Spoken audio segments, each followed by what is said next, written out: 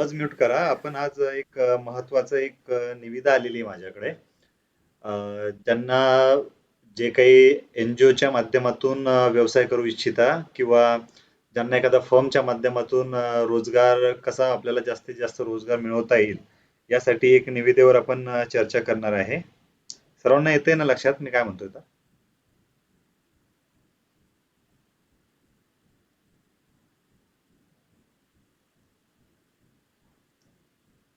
तुमचा आवाज येत नाहीये मला. मला तुम्ही कमेंट मध्ये सांगितलं तरी माझ्या लक्षात येईल. हो सर, येतोय.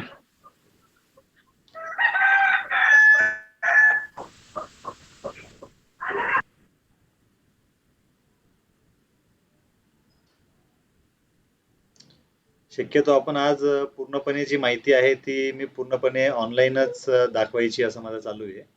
म्हणजे पूर्णपणे टेंडरचं प्रेझेंटेशन तुम्हाला प्रॉपर लक्षात येईल की आपण कुठल्या टेंडर बद्दल बोलतोय, कुठल्या टेंडर बद्दल आपण विचार करतोय त्याची आपल्याला पूर्णपणे माहिती पाहिजे. त्यासाठी मी तुम्हाला पूर्ण गोष्टी आपण ऑनलाईन शिकवू. महत्वाच्या निविदेचं टायटल समजून घ्या. जे की आपल्या टेलिग्राम ग्रुपला जॉईन असतील त्यांना तर ते टायटल माहितीच आहे. तुम्ही जे काही जण टेंडर गुरु आपल्या चॅनलला जॉईन नसतील त्यांनी आत्ताच आपल्या चॅनलला जॉईन करायचं आहे आणि तिथून पूर्णपणे माहिती त्यांनी घ्यायची आहे. तर विषय आहे ग्रामीण भागातील 7वी ते 12वी पास मुलींना 100% अनुदानावर संगणक प्रशिक्षण योजना. सगळ्यांच्या लक्षात येतो विषय?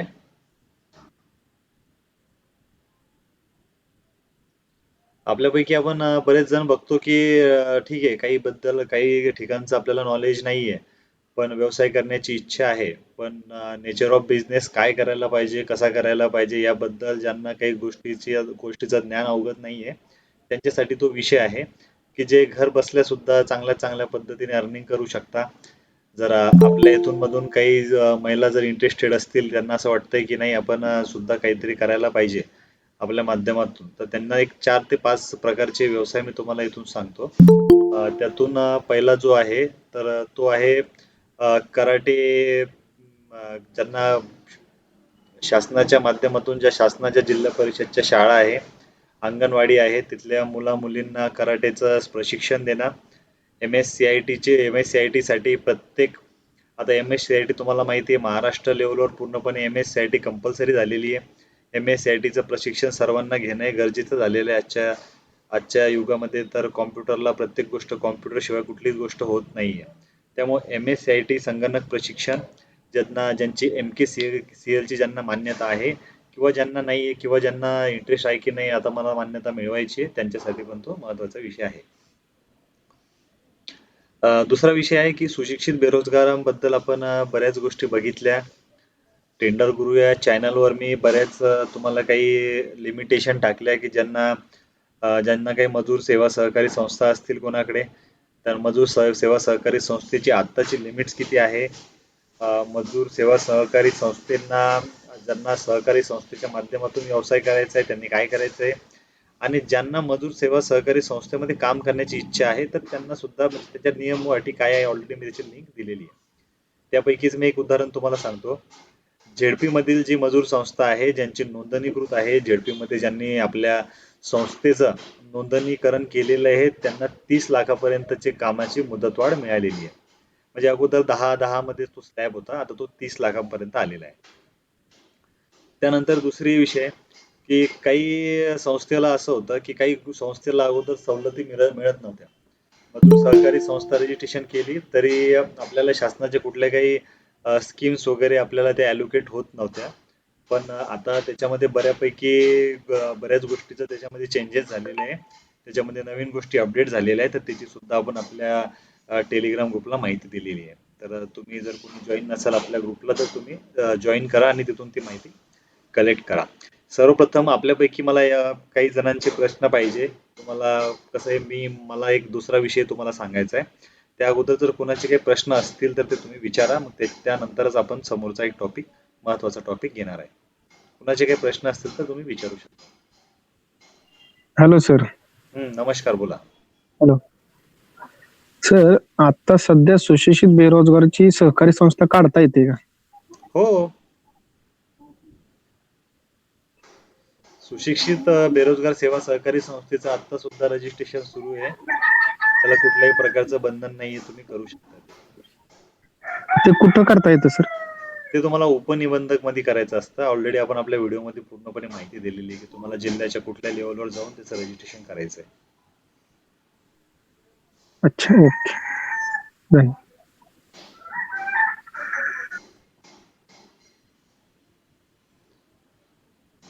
अजून कोणाचे काही प्रश्न असतील तर विचारा, कारण त्यानंतर मला एक महत्वाचं टेंडर बद्दल तुम्हाला माहिती द्यायची आहे. तर मग आपण त्याला पुढच्या टॉपिक कडे जाऊ शकतो. Hello sir. हा, नमस्कार, बोला. आपल्याला सुशिक्षित बेरोजगार संस्था काढली तर त्याच्यावर टेंडर मिळतात का जास्त? हो, 100% मिळणार.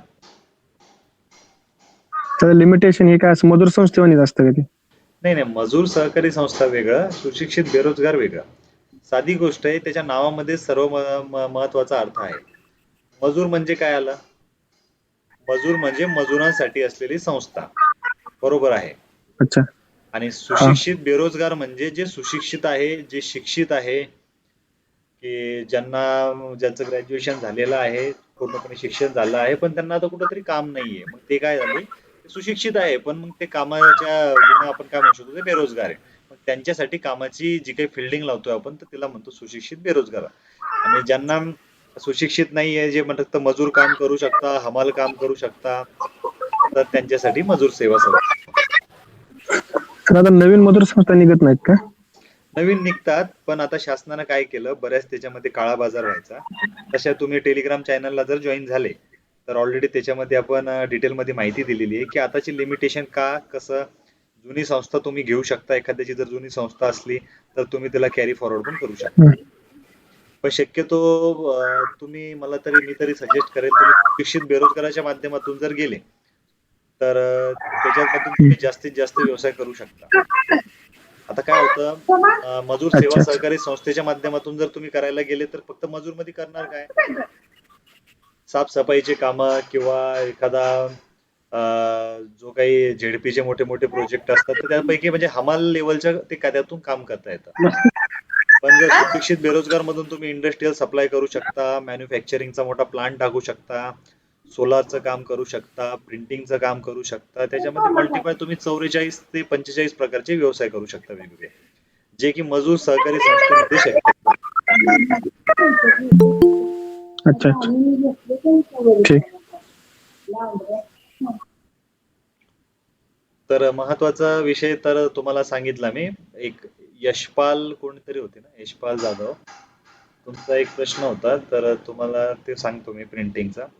प्रिंटिंगचा व्यवसाय खूप बेस्ट आहे. फक्त प्रिंटिंगच्या व्यवसायामध्ये जर टेंडरिंग मध्ये जर आले तर शासनाचे तुम्हाला 200 ते 300 कोटी पर्यंत काम आहे.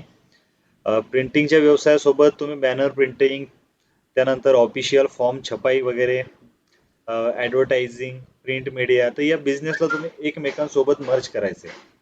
म्हणजे ठीक आहे की तुम्ही प्रिंटिंगचा व्यवसाय करता, चांगली गोष्ट आहे, पण त्यासोबतच तुम्ही हा business as a printing, advertising, promotion यामध्ये त्या व्यवसाय करायचा. टेंडरमध्ये तर सर्वात जास्त स्कोप आहे. जेवढं तुम्ही एखादी प्रिंटिंगची लॅब वगैरे टाकणार, एखादं मोठं शॉप टाकणार, त्यापेक्षा मोठा बिझनेस तुम्हाला गव्हर्नमेंटच्या थ्रू जास्तीत जास्त बिझनेस प्रिंटिंग मध्ये मिळेल. त्यासाठी कुठलं रजिस्ट्रेशन करायचंय, काही नाहीये, तर ते तुम्ही मला व्हॉट्सअपला विचारू शकता, मी तुम्हाला पूर्णपणे त्याची माहिती देतो. लक्षात आलं तुमच्या विषय? प्रश्न होता. हा बोला, नमस्कार, बोला.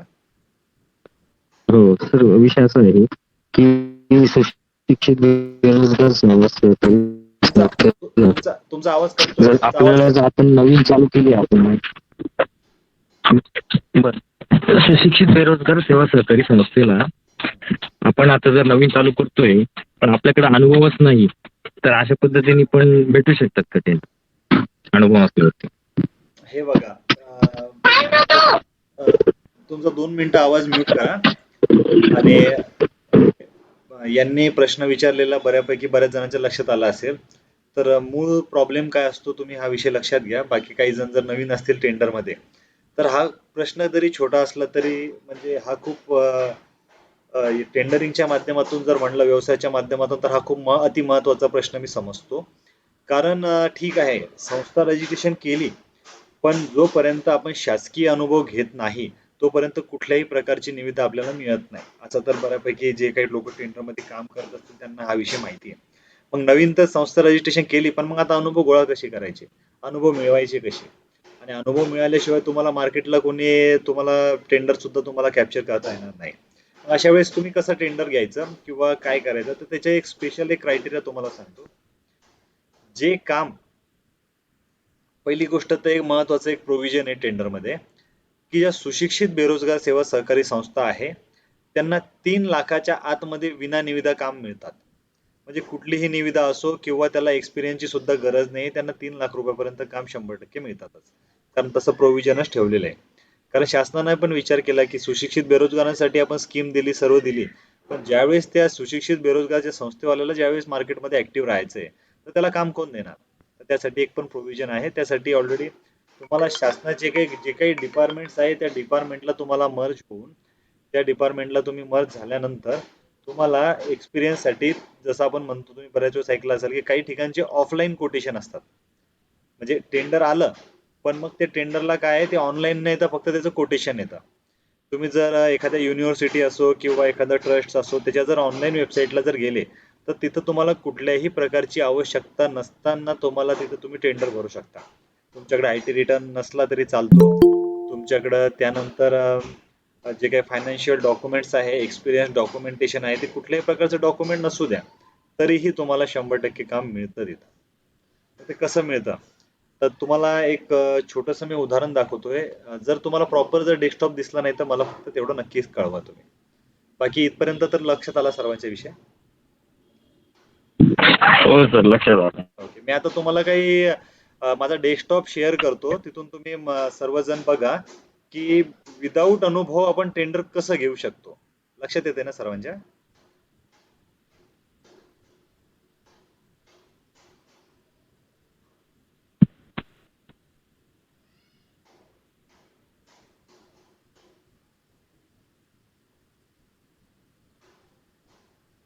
सर्वांना डेस्कटॉप शेअर होतोय. सर्वांना डेस्कटॉप शेअर होतोय की नाही. नाही होत सर. नाही. डेस्कटॉप शेअर होतोय सर्वांना. नाही नाही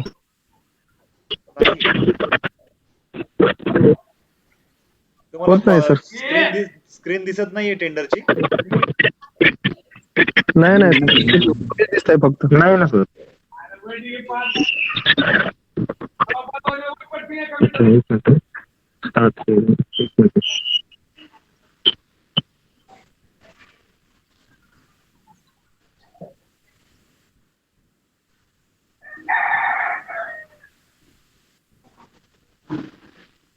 तुम्हाला टेंडरची स्क्रीन दिसते. नाही दिसत सर. नाही.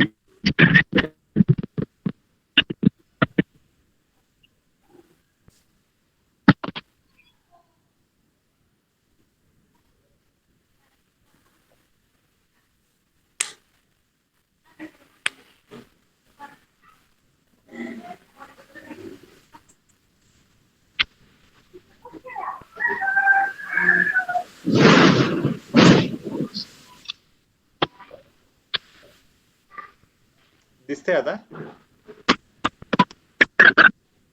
स्क्रीन दिसते नाही. सर्वांना? नाही नाही. नाही सर. ओके. तुम्हाला टेंडर महाराष्ट्र वगैरे दिसत नाही काहीच. नाही सर, काही दिसत नाही. तुमची स्क्रीन दिसते.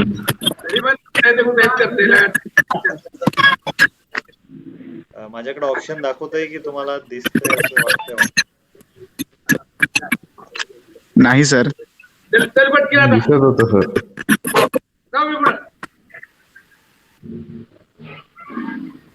ओके, मला वाटतं आता दिसत असेल सर्वांना. नाही सर. हो हो दिसतंय. दिसतंय ना. महा टेंडर दिसत असेल बरोबर. हो हो टेंडर महाराष्ट्र. टेंडर महाराष्ट्र दिसतंय. तर ज्यांचा प्रश्न होता त्यांनी लक्षपूर्वक बघा. तुम्ही कुठनं बोलताय मला सांगा.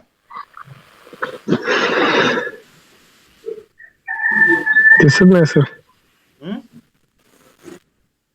दिसत नाही. तुम्हाला गुगल दिसतंय समोर? दिसते नाही दिसत ना सर. दिसते आता सर. टेंडर महाराष्ट्र दिसते सर. हा. आपले नाही सर, नाही दिसत सर. टेंडर महाराष्ट्र ती वेबसाईट दिसते ना. हं?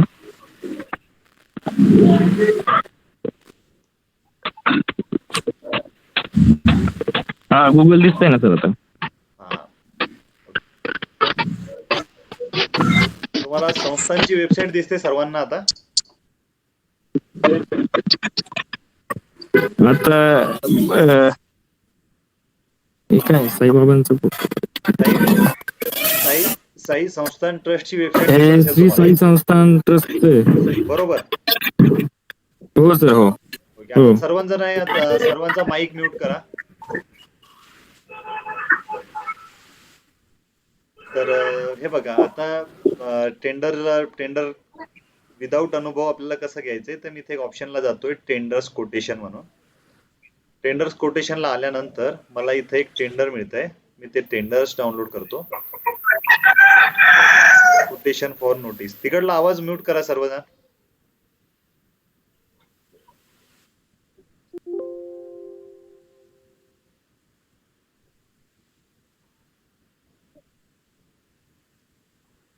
पीडीएफ दिसते सर्वांना? Open sorry PDF? सर, पण दिसत नाही बरं का. बरं, दिसत नाहीये सर, सॉरी. ओके ओके, 2 मिनिटं. तर आता मी तर लाईव्ह ऑलरेडी ती पीडीएफ डाउनलोड केली. आता मी काय करतो, ती पीडीएफ तुम्हाला दाखवल्यापेक्षा मी डायरेक्टली ती पीडीएफ तुम्हाला शेअर करतो. ती डायरेक्टली तुम्ही पीडीएफच बघून घ्या.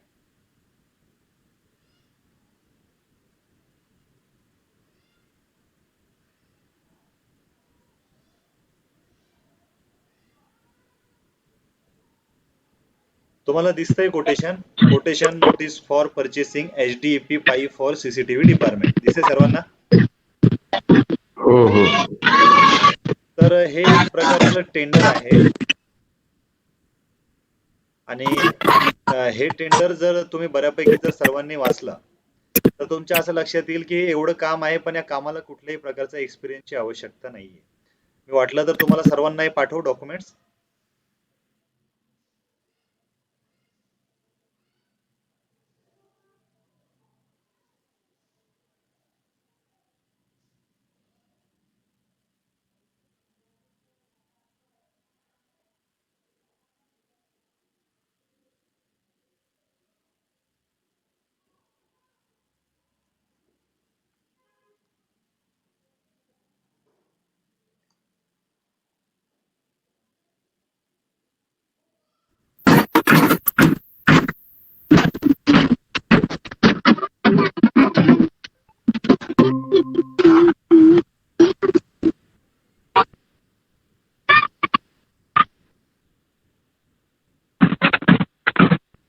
मी सर्वांना ती पीडीएफ शेअर करतो. तुम्ही तिथून ती पीडीएफ वाचा. आपला आवाज येतो सर्वांचा? हो.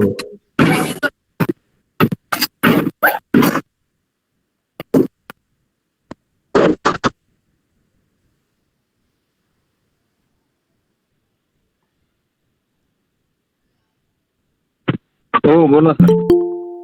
तर तुमच्या लक्षात आला विषय की मी ज्या वेबसाईटला आत्ता गेलो होतो, त्या वेबसाईटला तुम्हाला पूर्णपणे टेंडर जे आहे तर विदाऊट कुठल्याही प्रकारचे अनुभव नसताना तुम्ही 3 लाख रुपयापर्यंतचे काम घेऊ शकता. आणि त्याचं मी तुम्हाला एक्झाम्पल पण दाखवलं होतं, पण थोडा नेटवर्क इश्यू असल्यामुळे तुम्हाला ती स्टेप वगैरे दिसली नाही प्रॉपर. तर प्रत्येकांना तर मी ती पीडीएफ सर ती जी वेबसाईट होती, सर ती संस्थानाची होती का, म्हणजे नाही नाही, मी तुम्हाला एक एक्झाम्पल असं दाखवलं की ज्यांनी प्रश्न विचारला होता की आता मला म्हणजे मी ठीक आहे, मी एक कधी आता आम्ही तुम्हाला सांगतोय की तुम्ही सुशिक्षित बेरोजगार सेवा सहकारी संस्था ओपन करा किंवा तुम्ही प्रोप्रायटरशिप ओपन करा, पण स्टार्टिंगला तुम्हाला काम कोण देणार? मग त्यासाठी तुम्हाला बी अलर्ट म्हणून तुम्हाला काय करायचंय, पूर्वतयारी. ज्यांना ऍक्च्युअल टेंडर मध्ये काम करायचंय त्यांना फक्त 3च गोष्टी सांगतो, त्या महत्वाच्या लक्षात घ्या. सर्वजण ऐकताय ना व्यवस्थित? हो सर, हो हो सर, हो. बोला बोला. सर्वांनी अगोदर एक गोष्ट बंद करून टाकायची आहे, मोठे मोठे कामं बघणं सोडून द्या सर्वजण. म्हणजे तुम्ही बघत असाल, हे बघा हे 10 लाखाचं काम आलं, 5 लाखाचं आलं, 3 लाखाचं असं, ते काम पूर्णपणे ब्लँक सोडून द्या.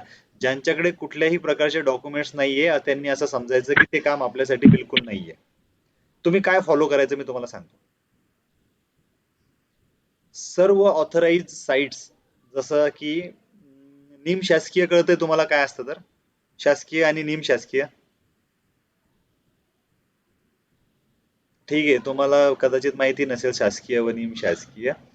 जसं महानगरपालिका, नगर परिषद, तर ह्या निमशासकीय, जसं शिर्डी साईबाबा संस्थान वगैरे जे असते निमशासकीय, कारण ऑलरेडी तर म्हणजे जे काही ट्रस्टी असतात ते सर्व ह्या गोष्टी हँडल करतात.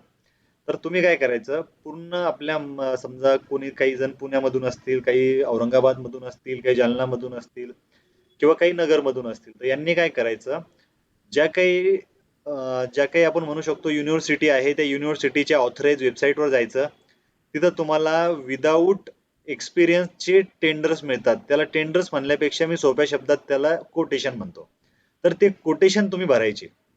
त्या कोटेशनला कुठल्याही प्रकारचा IT रिटर्न लागत नाही, त्याला एक्सपिरियन्सही लागत नाही किंवा त्याला जास्त काही डॉक्युमेंट्स लागत नाही. जास्तीत जास्त 2 ते 3 डॉक्युमेंट्समध्ये तुम्ही पूर्णपणे ते टेंडर फाईल करू शकता.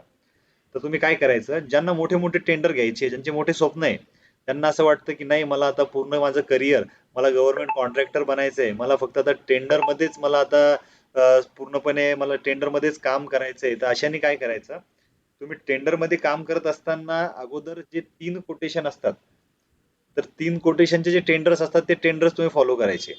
बाकी तुम्ही ऑनलाईन वेबसाईटमध्ये शक्यतो पडायचंच नाही. शक्यतो त्याच टेंडरला तुम्ही जर फॉलो केलं तर तुम्हाला एखाद्या कोटेशनचा अनुभव आल्यानंतर ऑटोमॅटिकली तुमच्याकडे अनुभवाचे डॉक्युमेंट्स गोळा होतील आणि त्या डॉक्युमेंटच्या जोरावर तुम्ही मोठे मोठे टेंडरला क्वालिफाय होऊ शकता.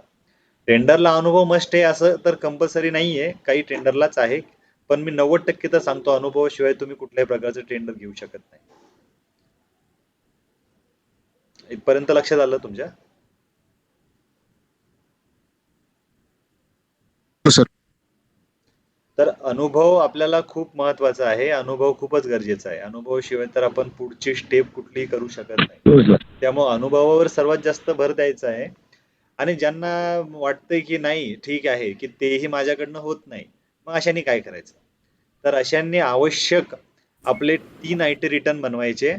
ते 3 IT रिटर्न बनवून जेम पोर्टलला रजिस्ट्रेशन करायचे. ज्यांना जास्त मेहनत जमत नाही त्यांच्यासाठी ते तर बेस्ट वे. त्यांनी त्या साईटवर जाऊन रजिस्ट्रेशन करायचंय आणि घरी बसून तुम्ही चांगल्यात चांगल्या पद्धतीचा व्यवसाय करू शकता. कुठे जाण्याची गरज नाहीये किंवा कुठं काही तुम्हाला कोणाशी संपर्क जास्त ठेवण्याची गरज आहे. कोणत्या वेबसाईट? ऑलरेडी तुम्हाला परत तिथून एकदा रिपीट करा पूर्णपणे ना. माहिती तुम्हाला कॅप्चर करता येईल. रिपीट करा ना सर. ज्यांना कनेक्शन गेलं जात का? थोडं रिपीट करा ना फक्त. कोणती वेबसाईट बोलली तुम्ही? ओके, तुम्हाला काय हा, करायचं, ज्यांना ज्यांना वाटतंय की नाही मला बसूनही व्यवसाय करायचा किंवा मला स्टॉकिस्ट मधून व्यवसाय करायचा. व्यवसायाचे मी माझ्या पद्धतीने 5 प्रकार समजतो. तुमच्यापैकी बरेच जणांना मी सांगतो तुम्हाला तुमच्या मनात काय आहे तर. ऑलरेडी मला नाही वाटत की तुम्ही काही व्यवसाय ठरवले असतील. जेवढे 11 जण बघताय त्यांच्या डोक्यात फक्त एकच विषय असू शकतो की मला टेंडर तर घ्यायचे आहे, पण मुळात तुम्हाला संकल्पनाच माहिती नसेल की नेमकं कशा पद्धतीचे किंवा कशाचे मी टेंडर घ्यायला पाहिजे. बरोबर आहे? जेमतेम तर मला तर तेच वाटतं, कारण सकाळपासून मला त्याच गोष्टीचे फोन येतात की नेमकं करायचं काय. तर त्यांचं सोल्युशन जर बघायचं म्हटलं तर तुम्हाला सोल्युशन पण सांगतो सर्वांना. एकेकांनी थोड्या शब्दात बोला, तुम्हाला एकेका मिनिटात तुम्हाला व्यवसाय देतो, त्या व्यवसायाला फॉलो करा, बाकी कुठंच काही बघू नका. 100% तुमचं 100% त्यातूनच करिअर होईल, त्याची मी तुम्हाला गॅरंटी देतो. अगोदर एक अशोक पारखे म्हणून आहे, तर हा सर. हा नमस्कार, बोला, कुठनं बोलताय तुम्ही? सर मी मुंबईमधून बोलतोय. हो हो बोला. हा. तर मला हे विचारायचं होतं सर की डिजिटल मार्केटिंग किंवा फोटोग्राफी किंवा व्हिडिओग्राफी किंवा जे टेक्निकल गोष्टी असतात ना, सो त्याचे काय टेंडर वगैरे भेटतात का गव्हर्नमेंट कडून? हे बघा, एक गोष्ट तुम्ही आता पूर्णपणे म्हणजे डोक्यातून काढून टाकायची की टेंडर्स याचे मिळताय की त्याचे मिळताय. तुम्हाला सांगतो आपल्या जीवनशैलीमध्ये जेवढ्या काही गोष्टी होतात त्या प्रत्येक गोष्टीचं टेंडर असतं. प्रत्येक गोष्टीचं. तुम्ही म्हणले डिजिटल मार्केटिंगचे करोडो रुपयाचे टेंडर्स आहे. फोटोग्राफीचे खूप खूप मोठे टेंडर्स आहे. तुम्ही म्हणले जर तुम्ही आपल्या टेलिग्राम ग्रुपला जर जॉईन असता तुम्ही आता, तुम्हाला 1 कोटीचं फोटोग्राफीचं मी टेंडर पाठवतो. तुमच्या आसपासच आहे ते टेंडर. मी तुम्हाला लगेच पाठवतो ते. टेलिग्रामला तुम्हाला थोड्या वेळात बघायला पण मिळेल. तर मुळात टेंडर खूप पद्धतीचे आहे, खूप प्रकारचे टेंडर्स आपल्याकडे अवेलेबल आहे. तर तुम्ही फक्त काय करायचंय प्रॉपर डॉक्युमेंटेशन कसे बनवायचे जसं फोटोग्राफी तुम्ही आता मला वाटतं फोटोग्राफी वगैरे म्हणजे मीडियामध्ये तुमचं जर असेल चांगला जर तुमच्याकडे तसा पूर्णपणे जर काही सेटअप असेल तर व्हिडिओग्राफीचे सुद्धा टेंडर असतात. समजा एखादा तुमच्याकडं तुमच्या मुंबईला किंवा एखाद्या MIDC मध्ये एखादा प्रोजेक्ट असला, एखादा फ्लॅवर वगैरे बांधायचा असला तर त्या फ्लॅवरचा म्हणजे आपण म्हणू शकतो भूमिपूजन पासून तर तो त्या फ्लॅवरसाठी तुम्ही जे काही मटेरियल मिक्सिंग करता किंवा जे काही तुम्ही उद्घाटन करेपर्यंत त्या प्रत्येक गोष्टी त्या फ्लॅवरला पूर्णपणे नेईपर्यंत व्हिडिओग्राफीचं टेंडर असतं. मग विचार करा की एखादा समजा पूल बनवायचा आहे त्या पुलाला किती कालावधी लागणार आणि किती कालावधी लागल्यानंतर तुमचं काम पण तुम्हाला किती मिळणार म्हणजे या हिशोबाने त्या कामाचा व्याप असतो. ऑलरेडी त्याचे पण खूप टेंडर असतात. तुम्ही जर ऑनलाईन जर सर्च केलं तर तुम्हाला मला तरी वाटतं आजच्या कंडिशनला तुम्हाला 30 ते 40 टेंडर तर इझी सापडतील तिथं. अच्छा अच्छा. आणि सर ऍक्च्युली ना मी थोडंसं नवीन आहे, सो मला कम्प्लिटली नवीन फर्म चालू करायचं होतं, सहकारी बेरोजगार संस्था. सो मला तेच माहिती हवी होती स्टार्ट टू एंड पर्यंत. काल मी उपनिबंधक कार्यालयामध्ये गेलेलो बेलापूरला आमच्याकडे. सो त्यांनी मला CST ला जायला सांगितलं, तिथे प्रस्ताव भेटेल म्हणून. ओके. सो तेच मला ही सगळी हां, तो ही मला सगळी माहिती हवी होती स्टार्ट टू एंड म्हणजे कसं काय प्रोसिजर असेल आणि कसं ते डॉक्युमेंटेशन हे सगळं. हे बघा तुम्हाला सोप्या शब्दात एक सांगतो मी. डॉक्युमेंटेशनचा विषय काहीच नाहीये. तुम्हाला सांगतो तो एकदम शून्य विषय आहे. कारण आज एखादी गोष्ट करायची तर डॉक्युमेंट कशी आपण गोळा करून ते रजिस्ट्रेशन करू शकतो. पण मूळ काय आहे की मूळ तुम्ही पहिले सगळ्यात अगोदर काय ठरवायचंय की मुळात आपल्याला करायचं काय त्या माध्यमातून. आता जर तुम्ही जर म्हणले किंवा डिजिटल आहे किंवा एखादं टेक्नॉलॉजीचं काम आहे किंवा फोटोग्राफीचं काम आहे. तर एक पर्सनल प्रोप्रायटरशिपच्या दृष्टीने जर विचार केला तर हा एकल स्वामी ज्याला म्हणू शकतो आपण एकटा माणूस हा व्यवसाय करू शकतो प्रोप्रायटरशिप मध्ये. तर तुम्हाला सुशिक्षित बेरोजगारांची रिस्क घेण्याची गरजच नाहीये. तुम्ही इंडिव्हिज्युअल स्वतःच्या पायावर व्यवसाय हा उभा करू शकता. कारण हा युनिक आहे जसं फोटोग्राफी वगैरे याचे खूप टेंडर असतात तुम्हाला दुसरीकडे कुठे जाण्याची गरज नाहीये. पण सुशिक्षित बेरोजगार सेवा सहकारी संस्था कुणासाठी आहे? सुशिक्षित ज्यांचे खूप काही मोठो आहे की ज्यांना मार्केटमध्ये चांगला जम बसवायचा आहे.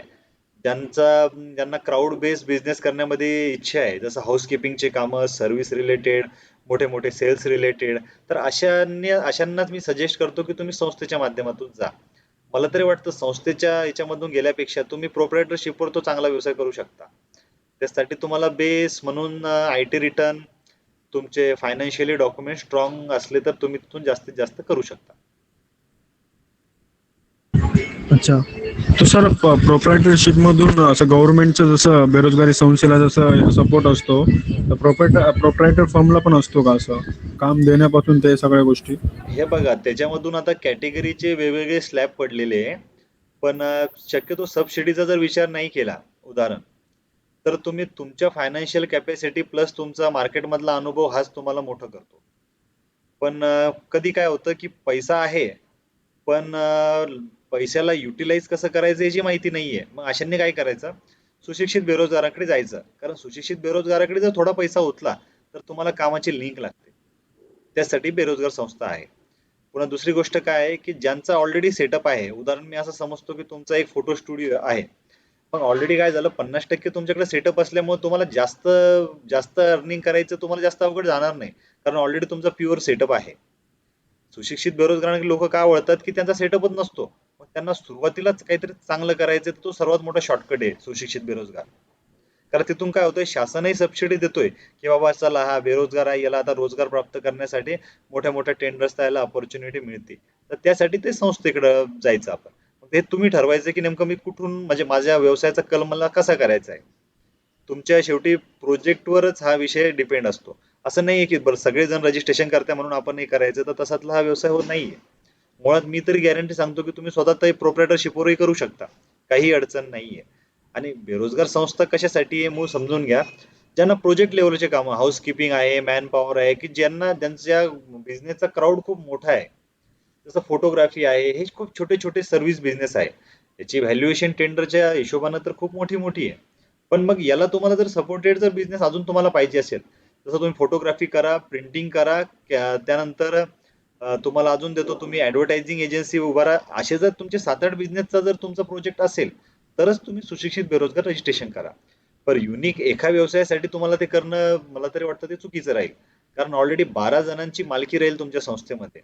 तुमच्या एकट्यासाठी तुम्ही तो तुमच्या त्या 12 जणांसाठी तुम्ही एकटेच त्यामध्ये वर्क करणार तर ते कुठेतरी फेल्युअर जाईल ते. त्यामुळं जर 5-6 व्यवसायाचं जर प्रोव्हिजन असेल, तरच तुम्ही बेरोजगार संस्थेकडे तुम्ही नोंदणी करा. किंवा जर तुम्ही स्वतःच्या याच्यावर जर तुमचे 2-3 सिलेक्टेड बिझनेस असतील तर तुम्ही प्रोप्रायटरशिपच करायला पाहिजे असं तरी मला वाटतं.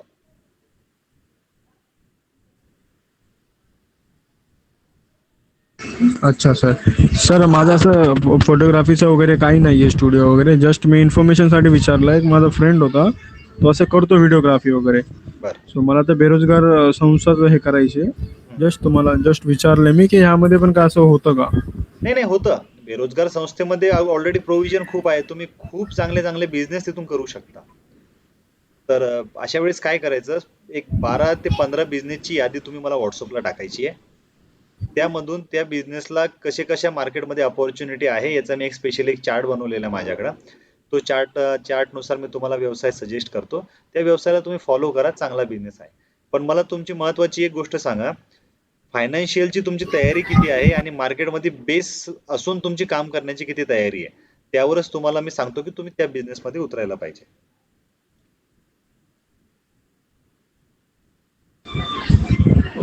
फायनान्शियली म्हणजे सर काय क्रायटेरिया असतो? फायनान्शियल क्रायटेरिया म्हणजे कसं राहतं, बऱ्याच वेळेस तुमची बऱ्याच जणांची इच्छा असते की नाही मी 2-3-5 लाख रुपये टाकून माझा व्यवसाय करतो. किंवा काहींचं असं म्हणणं राहतं की माझ्याकडे पैसे नाहीये, मला सबसिडीच्या माध्यमातून व्यवसाय माझा कुठेतरी चांगला उभा राहायचा आहे. त्या 2 तयारी झाल्या फायनान्शियल.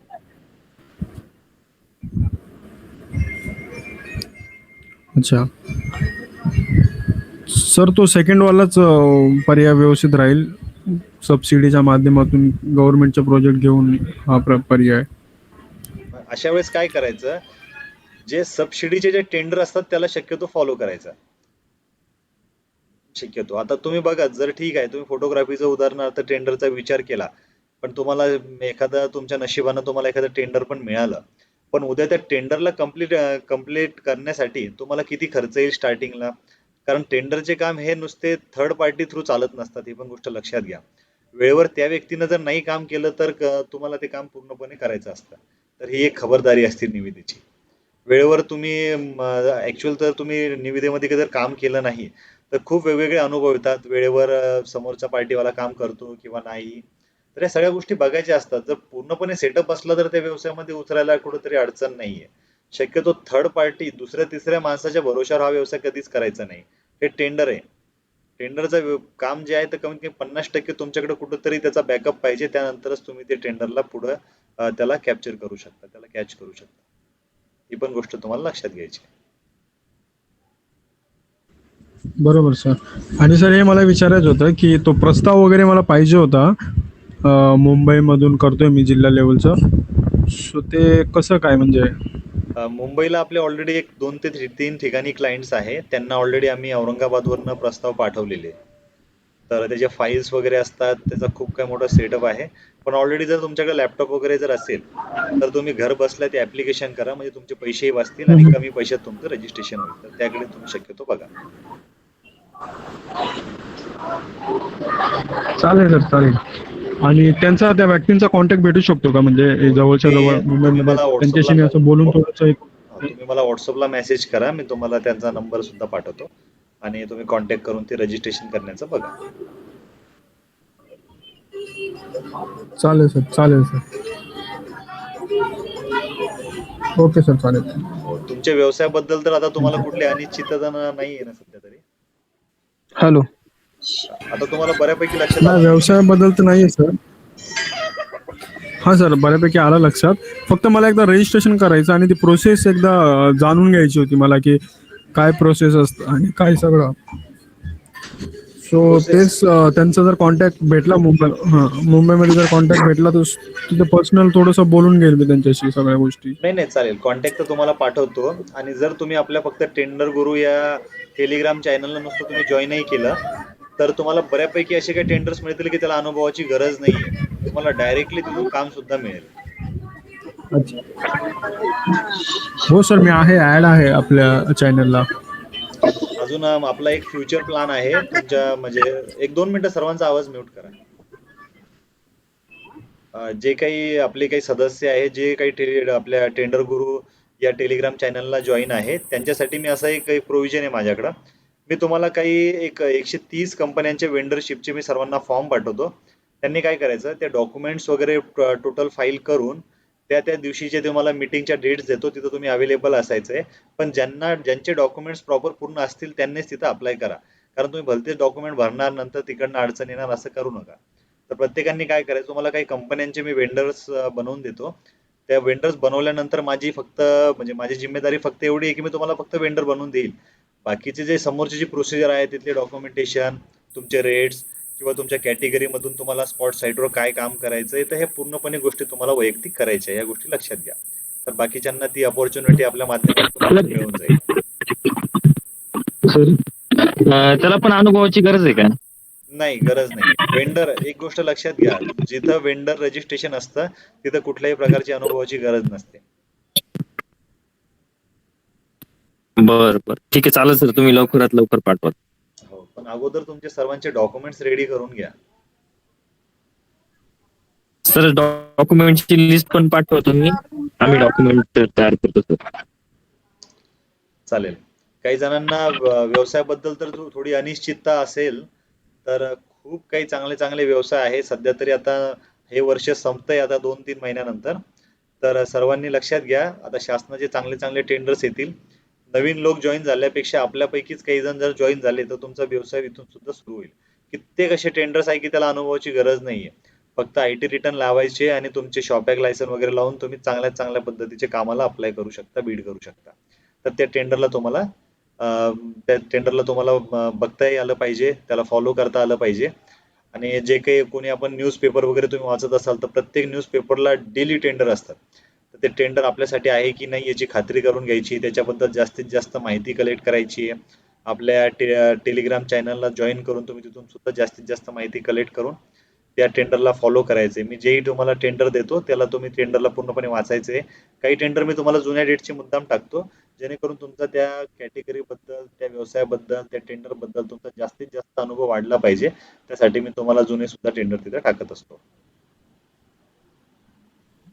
Hello sir. हा बोला.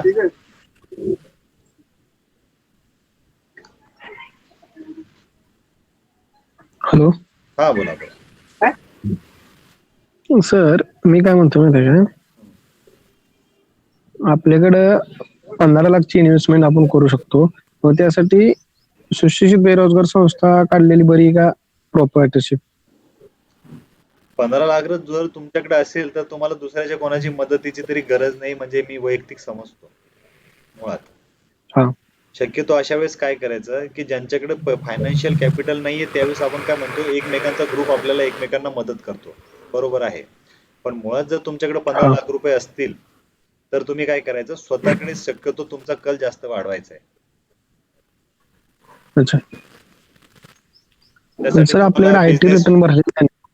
त्यासाठी तुम्हाला बिझनेस पण सजेस्ट करतो. तुम्ही हाऊसकीपिंग, इंडस्ट्रियल सप्लाय, पुन्हा त्यानंतर व्हेकल ऑन रेंट्स, किरायानं गाड्या वगैरे पुरवणं, चांगल्या पद्धतीचे चांगले चांगले व्यवसाय करू शकता. म्हणजे कमी इन्व्हेस्टमेंटमध्ये तुम्हाला जास्त प्रॉफिट, त्या व्यवसायातून जास्तीत जास्त प्रॉफिट राहील. शासकीय टेंडर पण घेता येतं कसं? सर्व टेंडर घेता येईल, पैसे असल्यावर काहीही करता येतं तुमच्या माहितीकडे. पण ते टेंडर भरण्यासाठी IT रिटर्न लागतो ना सर? हो, IT रिटर्न लागेलच ना.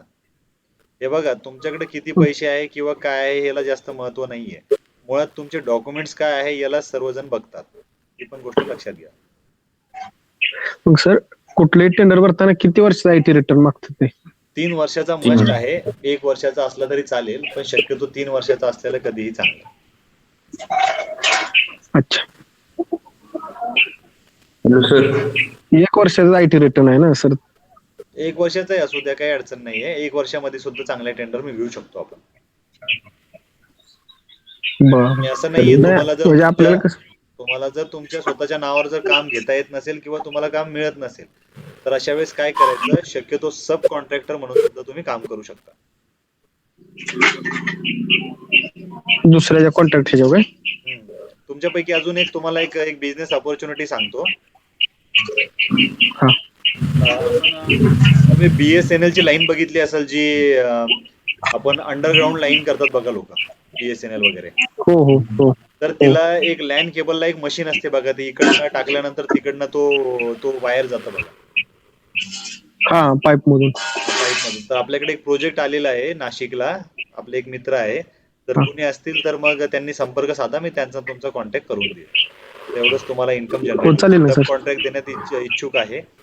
जर कुणाला जर कामाची गरज असेल तर ते त्यांना मी तुम्हाला कॉन्टॅक्ट करून देईल. ज्यांच्याकडे मशीन असेल त्यांनी तो हो. कॉन्टॅक्ट करून घ्या. Hello sir. चालतंय, कॉन्टॅक्ट नंबर द्या मला.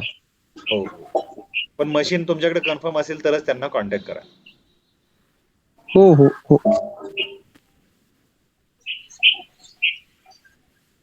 तर त्यानंतर हॅलो. हा बोला. हॅलो सर, घनकचऱ्याबद्दल बोला ना थोडं. घनकचऱ्यासाठी मला टेंडर पाहिजे, घनकचरा सुरुवात करायची. घनकचरा व्यवस्थापनचे शक्यतो जर 80% टेंडर्स हे नगरपालिका नगर परिषद महानगरपालिकेचे असतात. बरोबर आहे. हो, मोठमोठ्या ग्रामपंचायतचे पण आहेत ना. नाही नाही असतात, पण कंपन्याचे पण असतात. पण कसं राहतं, शक्यतो आपण टार्गेट काय करू की ज्याची क्वांटिटी मल्टिपल किती आहे. म्हणजे हे टेंडर तुम्हाला हो महाराष्ट्रात कमीत कमी हजारो सापडतील, नगरपालिका किंवा असो. पण काय हो होतं, थोडं पेमेंटची अडचण असल्यामुळे बरेच जण त्याच्याकडे वळत नाही. हे पण तुमच्या लक्षात यायला पाहिजे. म्हणजे एखादा व्यवसाय तुम्ही करता तर उद्या हो. तुम्हाला कुठल्या पद्धतीची अडचण यायला नाही पाहिजे.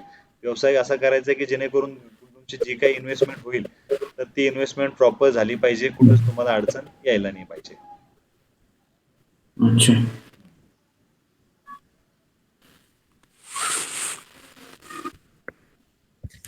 Hello sir. हा बोल. आवाज येतोय सर? हिरवाच आहे ना? 40 रुपयाला आहे. घेऊन टाक मग. हो. तर सुशिक्षित बेरोजगार संस्थेअंतर्गत रोजगारांसाठी प्रशिक्षण देता येईल का रोजगारासाठी? हो, घेता येईल ना, घेता येईल ना. हा मग उपविधीमध्ये काही चेंजेस करावे लागतील का, फक्त हा रोजगार प्रशिक्षण एवढं आणि रोजगार निर्मिती असेल तरी चालेल? हा, पेन्सिलचं काय झालं सोमेश? नाही नाही, खोडरबर पाहिजे त्याला. हॅलो. काही अडचण नाही. घे घे, फक्त चांगली घे. तुमचा आवाज येत नाहीये, म्यूट झालाय कदाचित. हा बोला बोला. सर, सुशिक्षित बेरोजगार संस्थेमध्ये रोजगारासाठी प्रशिक्षण आयोजित करता येतील का त्या संस्थेअंतर्गत? नाही, तुमचा प्रश्न कुठेतरी ऐकलेला वाटतो. आपलं बोलणं झालेलं वाटतं याबद्दल. नाही, प्रशिक्षणासंदर्भात नाही झालेलं बोलणं, आधी दुसऱ्या संस्थेसंदर्भात झालेलं. नाही, हे बघा, ज्यावेळेस आपण एखादं प्रशिक्षण घेतो किंवा एखाद्याला गायडन्स देतो किंवा एखादा सांगतो, तर शक्यतो असे काम NGOच्या माध्यमातून चालतात. त्याला आपण म्हणतो सेवाभावी संस्था. बरोबर आहे. तुमच्या लक्षात येतो विषय? ओके. हो, आला. मग सर, जे खादी ग्रामचे किंवा CMEGP किंवा PMEGP चे जे पंचायत समितीमध्ये प्रशिक्षण होतात, हम्म. ते आपण घेऊ शकतो का या सुशिक्षित बेरोजगार संस्था आपण नोंदणी केल्यानंतर? नाही, शक्यतो ते NGOच्या माध्यमातूनच चालतात. तर तुम्हाला एक विषय सांगतो आता. तुम्ही आपल्या ग्रुपला जॉईन आहे का? टेलिग्रामचे आहे. आहे ना. तुम्हाला एक टेंडर मिळाला असेल आता. त्याच्यामध्ये आता- कराटे कराटे शिकवायचे मुलींना. बघितलं का? अच्छा. नाही, पाहतो मी आता. बघा, 7वी ते 12वी पास मुलींना 100% अनुदानावर संगणक प्रशिक्षण, कराटे आणि जे काही महिलांना जे काही गोष्टी असतात तर त्याच्या सर्व त्यांना माहिती द्यायची. तर त्याचं जर तुम्ही व्यवस्थित जर बघितलं तर तुमच्या लक्षात येईल की असे टेंडर्स कोणासाठी राखीव असतात. माझ्या समोरच टेंडर आहे म्हणून वाचून दाखवतो. महाराष्ट्र ज्ञान महामंडळ मान्यता प्राप्त नोंदणीकृत शासन अंगीकृत संस्था नोंदणीप्रत ज्यामध्ये संबंधित संस्था प्रशिक्षण देण्यासाठी पात्र असल्याचा तपशील नमूद असणे आवश्यक आहे. आलं लक्षात? अच्छा. तुमच्यासाठी त्या मी माझ्या आपल्या टेंडर गुरु यावर मी तुमच्यासाठी सांगतो. तुमचं नाव सांगा. आसिफ पठाण. ओके, मी तुमच्यासाठी त्या टेंडरला थोडं हायलाइट केलं, त्याला तुम्ही बघा. म्हणजे त्यासाठी त्या वेगवेगळ्या संस्था असतात. त्या संस्थेच्या म्हणजे तुम्ही प्रत्येक गोष्टीसाठी वेगवेगळ्या संस्था असते. जर एखाद्या कारखान्याचं काम करायचं तर कारखान्याची संस्था वेगळी, प्रशिक्षण देण्याचं तर त्याच्यासमोर नाव काय लागतं. आता जे पंचायत समिती आपण बघतो की काही प्रशिक्षण आयोजित केले असते तर ते स्वयंरोजगार संस्थाच असतात. म्हणजे शेवटी नाव त्यांचं ते ग्रामीण असतील किंवा एखाद्या नावानं असले तरी स्वयंरोजगार संस्था. हो. मग आपली सुशिक्षित रोजगार नाही नाही नाही नाही नाही, तो वेगळा आहे. आपलं ऑलरेडी यावर फोनवर पण बोलणं आलं होतं. तुम्ही जर बऱ्याचपैकी नाव ऐकलं असेल तर काही संस्थेच्या समोर एक नाव लागतं. उदाहरणार्थ यांत्रिकी प्रशिक्षण सेवा सहकारी संस्था. बरोबर आहे. प्रशिक्षण शब्द लागला अच्छा. म्हणजे ती फक्त प्रशिक्षणाच्या कामाला आहे. तुम्ही जर त्यांना म्हणलं तुम्ही इंडस्ट्रीयल सप्लाय करा तर त्यांचा नेचर ऑफ बिझनेस त्याला मॅच होणार नाही. बरोबर ना? मग जर आपण नोंदणी करताना जर सुशिक्षित बेरोजगार रोजगार निर्मिती आणि प्रशिक्षण केलं तर नोंदणी होऊ शकते का तशी? नाही, कसं राहतं, सुशिक्षित बेरोजगार म्हणजे मुळात तुम्हालाच रोजगार पाहिजे किंवा तुम्ही हो. रोजगार स्वतः किंवा तुमच्या माध्यमातून तुमच्या ग्रुपला ते रोजगार बनवून देताय. बरोबर आहे. पण मुळात तुम्ही हो, हो. बेरोजगार असल्यावर तुम्ही दुसऱ्यांना प्रशिक्षण काय देणार हा पण त्यातला एक मोठा तथ्य आहे ना त्याच्यामधला. प्रशिक्षण देण्याचाच रोजगार असेल आपला तर? नाही नाही नाही नाही, तसा कसा रोजगार, तसं अर्निंग करण्यामध्ये काही अडचण नाही ना. ऑलरेडी आपण काय करतोय, अच्छा. ऑलरेडी म्हणजे तुम्ही काढा ना. मग तुम्ही संस्थेला सुशिक्षित बेरोजगार केल्यापेक्षा तुम्ही संस्थेला स्वयंरोजगार सेवा सहकारी संस्था म्हणून ओपन करा. त्याचे वेगवेगळे त्याचे उपविधी ज्या पद्धतीने आहे त्या पद्धतीने तुम्ही करू शकता ना त्याला. आपलं सर सुशिक्षित बेरोजगारचा उपविधी म्हणजे सेवा सहकारी मध्ये येणार की विविध कार्यकारी मध्ये? की विविध याचं मध्ये वेगळंच आहे? विविध येणार. त्याचे उपवर्ग खूप आहे. तुम्ही जर व्यवस्थित जर वाचलं ना ते तुम्हाला उपवर्गानुसार तुम्हाला ते वर्गवारी त्याची वेगवेगळी करता येईल. एखादं जर सॅम्पल असेल तर मिळेल का उपविधीचं? मी तुम्हाला एक सुशिक्षित बेरोजगार. उपविधी पाठवतो. एक थोड्या वेळामध्ये तुम्हाला उपविधी पाठवतो. त्याच्यामध्ये प्रशिक्षण बद्दल माहिती दिलेली आहे. पण जरी तुम्ही आपल्या टेंडर गुरुला मी आता हायलाइट केलेलं आहे आपल्या याला, तुम्ही ते हा, टेंडर हा. व्यवस्थित वाचा. बऱ्यापैकी तुमचे प्रॉब्लेम तिथून सॉल्व्ह होतील. नाहीतर तुम्ही गुगलला सर्च करा प्रशिक्षण संस्था, हा. उद्योजक प्रशिक्षण संस्था. जर अशी जर संस्था तुम्ही जर समजा, आता आहे बघा, उत्कर्ष अपंग प्रशिक्षण संस्था. मग याच्यामधून तुमच्या लक्षात येईल की प्रशिक्षणासाठी संस्था वेगळी असते. हा. जसं की ते मागील त्याला ओके. प्रशिक्षण वगैरे. तर सुशिक्षित बेरोजगार आणि हा विषय थोडा डिफरंट आहे. हे गोष्ट लक्षात घ्या. अच्छा अच्छा.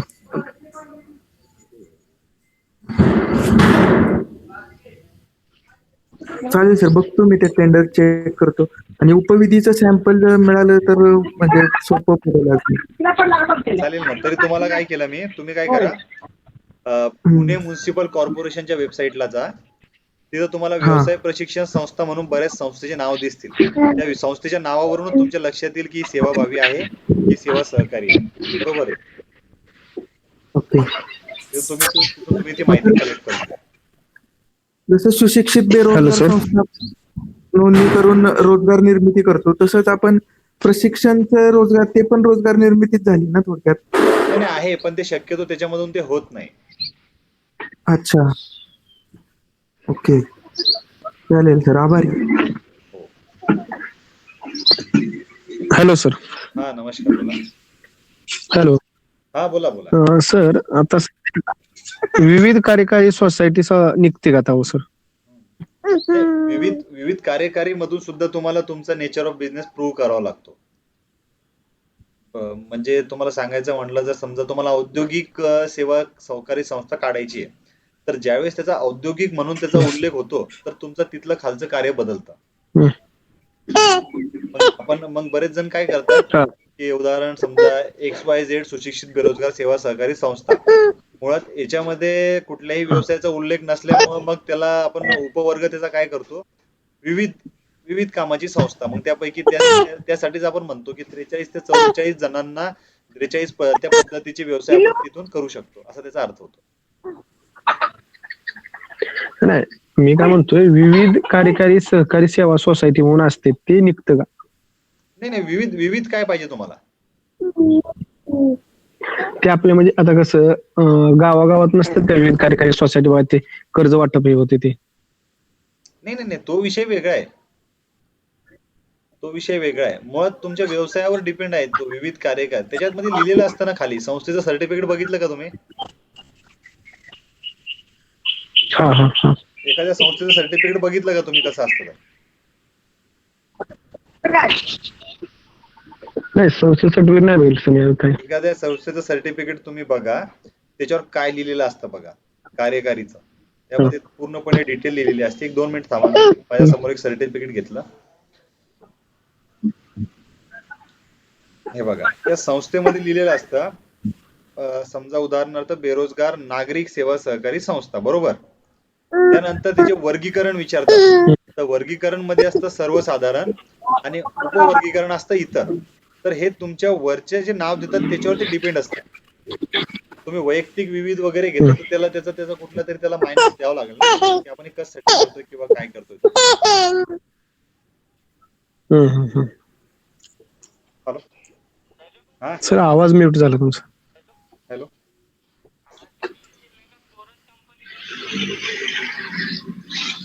ठीक आहे, काय अडचण नाही, घेऊन टाक घेऊन टाक.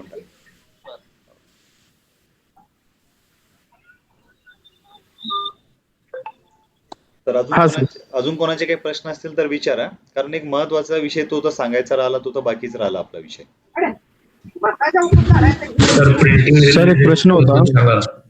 बोला ना. हॅलो, हा बोला. हा सर, प्रिंटिंग, फ्लेक्स प्रिंटिंग म्हणजे बॅनर प्रिंटिंग बद्दल विचारायचं होतं. हे बघा, विदाऊट म्हणजे जास्त कॅपिटल न गुंतवता सुद्धा चांगल्या पद्धतीनं प्रिंटिंगचा व्यवसाय करता येतो. कुठल्याही प्रकारची जास्त इन्व्हेस्टमेंट करायची गरज नाहीये. तुम्ही बऱ्याच ठिकाणी बघितलं असेल की आपल्याला बऱ्यापैकी तुम्ही जर डिझाईन केली तर आपल्याला थर्ड पार्टी कडून पण सुद्धा तुम्ही प्रिंटिंग घेऊ शकता. मुळात प्रिंटिंगचं जर तुम्हाला चांगल्या पद्धतीचं जर नॉलेज असेल तर ऑलरेडी टेंडरला तर खूप चांगल्या अपॉर्च्युनिटी आहे प्रिंटिंगला. खूप मोठे कामं आहेत, 2-2, 3-3 कोटीचे कामं तुम्ही चांगल्या पद्धतीने करू शकता. फक्त महत्वाचा बेस तो असा आहे की त्याला डॉक्युमेंटेशन प्रॉपर पाहिजे आणि तुम्हाला जास्तीत जास्त मार्केटमधून अनुभव पाहिजे. म्हणजे अनुभव म्हणजे असा पर्सनल अनुभव नाही, कागदोपत्री अनुभव जास्त पाहिजे. जसं की 1-2 जर तुम्हाला अनुभव मिळाले तर प्रिंटिंग मध्ये सुद्धा चांगलं करिअर करता येईल. कारण काय होतं, प्रिंटिंगचा व्यवसाय कधी परवडतो तुम्हाला मी सांगतो, ज्या वेळेस बल्कमध्ये एखादी गोष्ट मिळते ना प्रिंटिंगसाठी, त्याच वेळेस तो व्यवसाय परवडतो. तर हे बल्कमध्ये आपल्याला मिळणार कुठं, तर फक्त शक्य आहे की शासनाकडनंच किंवा शासनाचे जे काही कार्यालय वगैरे आहे इथंच आपल्याला बल्कमध्ये काम मिळतं. तर शक्यतो ते केलं तर मला तरी वाटतं बेस्ट राहील. प्रिंटिंगला चांगल्या अपॉर्च्युनिटी आहे. तुमचा दुसरा प्रश्न असू शकतो की आता रजिस्ट्रेशन कुठलं करायला पाहिजे. तर प्रिंटिंग मध्ये मी तुम्हाला सजेस्ट करतो शक्यतो प्रोप्रायटरच्या माध्यमातून तुम्ही चला आणि तेच रजिस्ट्रेशन तुम्ही करा. तुम्ही बेरोजगार वगैरे या संस्थेच्या माध्यमातून नाही गेलं तरी चालेल. इथूनच तुम्ही चांगल्या पद्धतीनं तिथून करिअर करू शकता. रजिस्ट्रेशन सर, दुसरा रजिस्ट्रेशन तुम्ही शक्यतो प्रोप्रायटरशिप करा. आणि जर तुमचा खूप काही दूरचा विचार असेल की नाही आता याच्यामध्येच आपल्याला पूर्णपणे आपलं पूर्ण करिअर करायचंय, तर त्यासाठी तुम्ही प्रायव्हेट लिमिटेड सर्वात बेस्ट राहील. कारण प्रिंटिंगला कसं राहतं, प्रिंटिंगला समोर खूप चांगल्या अपॉर्च्युनिटी आहे. तुम्ही प्रिंट मीडियामध्ये काम करू शकता, बॅनर ॲडव्हर्टायझिंग मध्ये जाऊ शकता. त्यानंतर एखाद्या युनिव्हर्सिटी आहे किंवा यांचे सर्टिफिकेट प्रिंट करणं, मतदार याद्या प्रिंट करणं, इलेक्शनचे खूप मोठे कामं असतात. तर या प्रायव्हेट लिमिटेड असलं तर तुम्हाला प्रायव्हेट सुद्धा चांगल्या पद्धतीने काम मिळतात. आणि ज्या MIDCच्या मोठ्या कंपन्या आहे त्यांचं पण प्रिंटिंगचं तुम्हाला चांगल्या पद्धतीने तिथून काम करू शकता तुम्ही. त्यासोबतच तुम्ही काय करायचं, प्रिंटिंग सोबत तुम्हाला अजून एक सपोर्टेड व्यवसाय सांगतो. तुम्ही शक्यतो बायोडिग्रेडेबलला सुद्धा फॉलो करा. तिथून बॅग प्रिंटिंग, क्लोथ प्रिंटिंग याच्यामध्ये पण उतरायचं. म्हणजे प्रिंटिंग मधला कुठलाही विषय तुमच्या थ्रूच गेला पाहिजे. त्यानंतर तुम्हाला अजून एक सपोर्टेड बिझनेस सांगतो, तुम्ही कमी ऐकला असेल, स्टिकर प्रिंटिंगचे काम असतात. हो मोठे डिपार्टमेंटचे MSRTCचे ST ला स्टिकर वगैरे प्रिंट करायचे खूप मोठे मोठे काम असतात. त्याच्या माध्यमातून अजून एक सपोर्टेड असा बिझनेस आहे. प्रिंटिंग करता करता करता तुम्ही काय करायचं, तुम्ही पेंट मध्ये पण जायचं. पेंटचे पण सुद्धा हम्म. चांगले काम असतात. म्हणजे तुमचा 365 दिवस कुठला ना कुठला व्यवसाय चालू राहील. म्हणजे नुसतं तुम्हाला प्रिंटिंगवर डिपेंडंट नाही राहायचं. ते प्रत्येक बिझनेसला एक सपोर्टेड बिझनेस ऑटोमॅटिक तुम्ही तुमच्या बुद्धीनं जनरेट करायचा. एका बिझनेसवर तुम्ही जेवढे जण बरोबर. काही आपण सेमिनार बघताय, तुम्हाला सर्वांना सजेस्ट करतो, एका बिझनेसवर तुम्ही कधीच डिपेंड राहू नका. तुम्ही प्रत्येक बिझनेस जो आहे, म्हणजे एक सरळ जर असं सांगायचं म्हणलं, तर व्यवसायाला म्हणजे तुम्ही व्यवसायावर कुठल्या डिपेंड राहू नका. तुम्ही व्यवसायाला डिपेंड बनवायचं एकमेकांवर. अलग अलग तुम्ही स्वतःने राहायचं की नाही, आता मी प्रिंटिंग शिवाय दुसरं काही करणार नाही किंवा मी केटरिंग शिवाय काही करणार नाही, तर असं कधीच करायचं नाही. उलट तुम्ही ठरवायचं की आता मी हा बिझनेस बाजूला करून मी तो करणार आणि तो बाजूला करून मी हा करणार. बाकीच्यांना काही म्हणू द्या की हे एका बिझनेस मध्ये लक्ष नाहीये, पण मुळात आपलं टार्गेट एकच ठेवायचं की आपल्याला 365 दिवस बिझी राहायचंय. आणि आपल्याला 365 दिवस बिझी राहून आपल्या व्यवसाय व्यवसाय एक एक व्यवसायामध्ये तुम्हाला जास्तीत जास्त नॉलेज घ्यायचंय. कारण कुठलाच व्यवसाय असा नाहीये की तो 365 दिवस चालतो. ही पण गोष्ट तुम्हाला इथं लक्षात घ्यायची आहे. सर दुसरा प्रश्न होता असा हम्म, की ई लर्निंग आता खूप चाललंय, ई लर्निंगचं हम्म. ऑनलाईन एज्युकेशन, तर त्या माध्यमाचे काही आहेत का टेंडर गव्हर्नमेंटचे आपल्याकडे ई टेक्निकल फील्डमध्ये किंवा?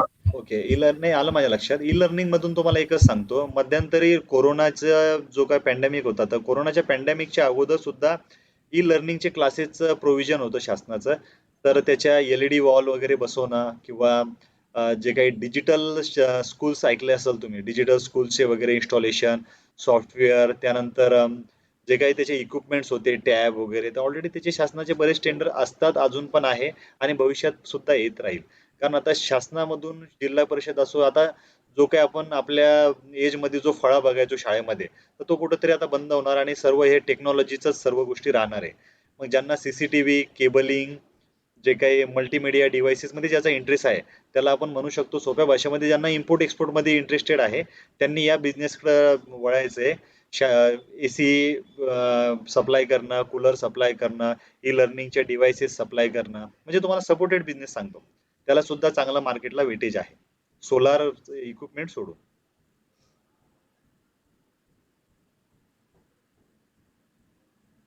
Okay sir.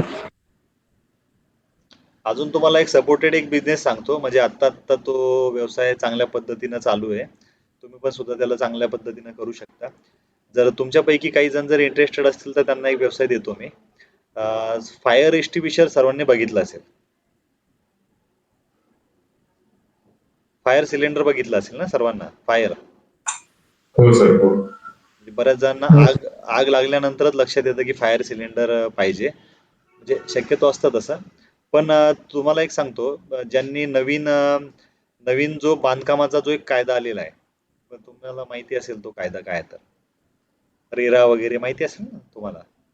तर तो कायदा जर तुम्ही नीट हो वाचला सर. तर भविष्याच्या दृष्टीनं प्रत्येक जे काही बिल्डिंग असेल, गरज नाहीये की ती प्रायव्हेट असेल किंवा शासनाची असेल, तर प्रत्येक बिल्डिंगला सेफ्टीसाठी सर्व ज्या काही पाईपलाईन्स आहे, ज्या फायरच्या पाईपलाईन्स आहे, हे जे काही इक्विपमेंट्स आहे, तर हे कंपल्सरी जोपर्यंत तो प्रोजेक्ट दिसत नाही तोपर्यंत त्या बिल्डिंगला अप्रुव्हल मिळत नाही. हे तर तुम्हाला माहिती असेल. तर याच्यावरून लक्षात घ्यायचंय की भविष्यात काय पाहिजे लोकांना. तुम्ही असा विचार करू नका की ठीक आहे, आज लोकांना काहीतरी तुमच्या समोर गोंधळ येतो की ठीक आहे, या माणसाला या गोष्टीची रिक्वायरमेंट आहे आणि तोच व्यवसाय आपण फॉलो करू, तर असं नाही करायचं. असा विचार करायचा की ठीक आहे, आता गरज काय आहे, तर गरज अशी आहे की कित्येक बिल्डिंग तुम्ही बघितले असतील, तिथं फायर एक्स्टिंग्विशर नाहीये किंवा तो सेटअप नाहीये पूर्ण फायरचा. तर फायरचा हा बिझनेस पण खूप चांगला आहे. तुम्ही शक्यतो त्या बिझनेसला सुद्धा फॉलो करा, त्याची माहिती घ्या. ऑलरेडी त्याचे माझ्याकडे कितीतरी करोड रुपयाचे टेंडर्स माझ्याकडे आहे. आणि त्याच्यामधून दुर्दैव तर असं आहे की बऱ्याच जणांना माहितीच नाही तो व्यवसाय आहे म्हणून. ते टेंडर 5-5 ते 6-6, 7-7 वेळेत येतं, पण ते टेंडर कोणीच फाईल करत नाही, कारण मुळात त्या व्यवसायाबद्दल कोणाला माहितीच नाही. तर काही जणांना इंटरेस्टेड असेल व्यवसायामध्ये आणि शिकण्याची पण इच्छा असेल, तर त्यांनी काय करायचं, तो फायरचा जो एक डिप्लोमा करायचा आहे, तो डिप्लोमा केल्यानंतर तुम्हाला एक लायसन मिळतं आणि त्या लायसनच्या माध्यमातून तुम्ही तुमचं एक ऑफिस टाकून सुद्धा सप्लाय करू शकता किंवा तुम्ही जेम पोर्टलच्या माध्यमातून सुद्धा त्याचं रजिस्ट्रेशन करू शकता. माझ्या प्रत्येक व्हिडिओमध्ये मी सांगतो, म्हणजे मुळात माझा पण त्या व्यवसायामध्ये एका व्यवसायामध्ये इंटरेस्ट होता आता मी तर तो काही करत नाहीये, आता मला तर काही गरज वाटतच नाही तो व्यवसाय करायची. तो पण व्यवसाय मी तुम्हाला सजेस्ट करतो. एक व्यवसाय आहे जो ज्याला आपण म्हणतो एन्व्हायरमेंटल क्लिअरन्स. तुमच्या कोणी बहिणी असतील, भाऊ असेल, ज्यांना शिक्षणाचं म्हणजे आता ते कुठेतरी त्या स्टेजला असतील की आता इथून आपल्याला शिक्षणाला सुरुवात करायची किंवा कामाला सुरुवात करायची आहे, तर त्यांना नक्की सजेस्ट करा. एन्व्हायरमेंटल कन्सल्टंट बनवा त्यांना. Environmental consultant. जर तुमच्याकडे पेन वगैरे असेल तर तुम्ही ते लिहून घ्या. Environmental consultant. ऑलरेडी याबद्दल सांगायचं म्हणलं तर एका सर्टिफिकेट तुम्ही दुसऱ्या डिपार्टमेंटला सर्टिफिकेट प्रोव्हाइड करणार आणि त्याचं 3 ते 4-5 लाख रुपये तुम्हाला त्याचं बिल मिळणार. हालाकी तुम्हाला काम फक्त 1च तास करायचंय आणि तुम्हाला 1 तासाचे तेवढे पैसे मिळत आहेत. तर आहे, चांगला बिझनेस आहे एन्व्हायरमेंटल क्लिअरन्स. त्याच्यासोबत अजून एक व्यवसाय सजेस्ट करतो, पेस्ट कंट्रोल सर्व्हिस. जे काही डिपार्टमेंट्स असतात, कंपन्या असतात, घर असतं, असं नाही आहे फक्त टेंडरच्या रिलेटेडच मी तुम्हाला व्यवसाय सांगतो. ऑलरेडी हे टेंडरच्या व्यतिरिक्त आणि टेंडरमध्ये सुद्धा हे बऱ्यापैकी व्यवसाय असतात. पेस्ट कंट्रोल सर्व्हिस पण तुम्ही चांगल्या पद्धतीनं करू शकता. काही नाही, तुम्हाला एकदा पेस्ट वगैरे मारली 1 वर्ष त्या ऑफिसला जाण्याची गरज नाहीये. तिथं झुरळं, पाल वगैरे जे असतात ना ते येत नाही. प्रत्येक अशा वेळेस काय करायचं, ज्यांना खरंच कामाची इच्छा आहे, ज्यांना खरंच मार्केटिंगमध्ये इच्छा आहे, व्यवसाय करायचा आहे, त्यांनी प्रत्येक ठिकाणी सर्वे करायचा आहे, आपल्या कॉलनीमध्ये जायचं आहे, पेस्ट कंट्रोलची पावडर घ्यायची, माणसं कामाला लावून पेस्ट कंट्रोल म्हणजे तुम्ही तुमची ॲडव्हर्टाईज करून व्यवसाय जनरेट करू शकता. मार्केटमध्ये तुम्हाला म्हणजे या व्यवसायाला कुठंच मरण नाहीये. हे पण गोष्ट लक्षात यायला पाहिजे.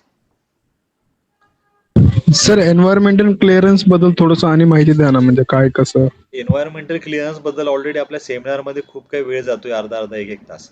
आपण ते खूप सांगतो कारण मुळात माझी खूप इच्छा आहे की तुमच्यापैकी 2-3 जणांनी ते करायलाच पाहिजे. कारण ज्यावेळेस मी डिपार्टमेंटला जातो, मी खूप काही डिपार्टमेंट्स फिरतो तुमच्या माहिती करता. म्हणजे तुम्हाला कदाचित आता तुम्ही नवीन आहे म्हणून तुम्हाला सांगतो, 15 ते 16 कोटी माझा टर्नओव्हर आहे वार्षिक. ऑलरेडी शासनाचे कितीतरी टेंडर्स माझ्याकडे आहे. पण मुळात मला अजून पण माझी इच्छा आहे की ती मला तेच व्यवसायामध्ये, मला तो व्यवसाय खूप आवडतो. कारण असा व्यवसाय करण्यामध्ये मजा आहे की कुठंतरी एक मशीन लावायची आहे आणि 3-4 लाख रुपयाचं बिल मारून मोकळं व्हायचंय, की ज्याला जास्त मेहनत नाहीये. तर खूप बेस्ट आहे. ऑलरेडी जुने व्हिडिओ फॉलो करा. कारण काय होतं, एका गोष्टीसाठी 3-3 वेळेस सांगणंही व्यवस्थित नाहीये. त्यापेक्षा मला जे सुचतंय मी तुम्हाला एक गोष्टी अजून सजेस्ट करतो. खूप अजून चांगले चांगले बिझनेस त्याच्यामधून आहे. Okay sir. सर नमस्ते. नमस्कार. सर बाळकृष्ण साळुंके बोलतोय उस्मानाबादून. हो, अहो तुमचा आवाज ऐकला आणि मी ओळखलं आवडलं. सर कधी चक्कर आहे आता उस्मानाबादला? उस्मानाबादला आता इलेक्शनचं तर काम झालं, पण लवकरात लवकर चक्कर मारतो. Okay okay sir. आता काय झालंय सर, तुम्ही सांगितल्याप्रमाणे एक आपण शिक्षित बेरोजगार संस्था रजिस्ट्रेशन करतोय. ओके. आज त्याचं ते बँकेचं एक पत्र असेल ना, ते पत्र मिळणार आहे आज. हो, ते पत्र मिळतं तुम्हाला की अकाउंटची अनुमती असते त्या पत्रावर. उपनिबंधकाची सही हा असते. हा ते पत्र आता मिळणार आहे. ते पत्र घेण्यासाठी आलोय मी इथं सेंट्रल बिल्डिंगला. बरोबर. हा ऑफिसमध्येच आहे. आता सर एवढं एक थोडी माहिती पाहिजे होती की याच्या अंतर्गत आपण कुठल्या कुठल्या प्रकारचे टेंडर्स वगैरे अप्लाय करू शकतो सर आता? हे बघा, तुम्ही 44 प्रकारचे व्यवसाय करू शकता. हा हे तुम्हाला मी पण एक गोष्ट लक्षात घ्या, हे 44 प्रकारचे व्यवसाय करू शकता हे मी तुम्हाला सांगतो, जे की तुम्ही त्या ऑफिसमध्ये गेल्यावर ते तुम्हाला सांगणार नाही. हा कारण मुळात त्यांनाही माहिती नाहीये. तुम्ही सोबत चालले ऑफिसमध्ये, पण सोबत काही घेऊन चालले की नाही, त्याशिवाय तुमचं काम होणार नाही याची तुम्ही एक खबरदारी घ्या. आवश्यक. नाही बरोबर आहे सर. तुला एक्सपिरियन्स आला मला मध्ये. हो. हा रजिस्ट्रेशन करा, निश्चिंत राहा तुम्ही. तुम्हाला कामाचे लिंक्स वगैरे आपल्या माध्यमातून इथून प्रोव्हाइड होतील आणि चांगलं काम आहे. निश्चिंत करा तिथं. आणि खूप कमी लोक या व्यवसायामध्ये आहेत, तर होईल चांगलं काहीतरी करता येईल त्यातून नवीन. हा सर. हा थोडं तुमचं मार्गदर्शन राहू देतं दुसरं काय नाही. काही अडचण नाही. 100% तिथं तुमचं इनपुट चांगलं मिळेल तुम्हाला नक्की. Okay okay sir. Thank you sir. Thank you.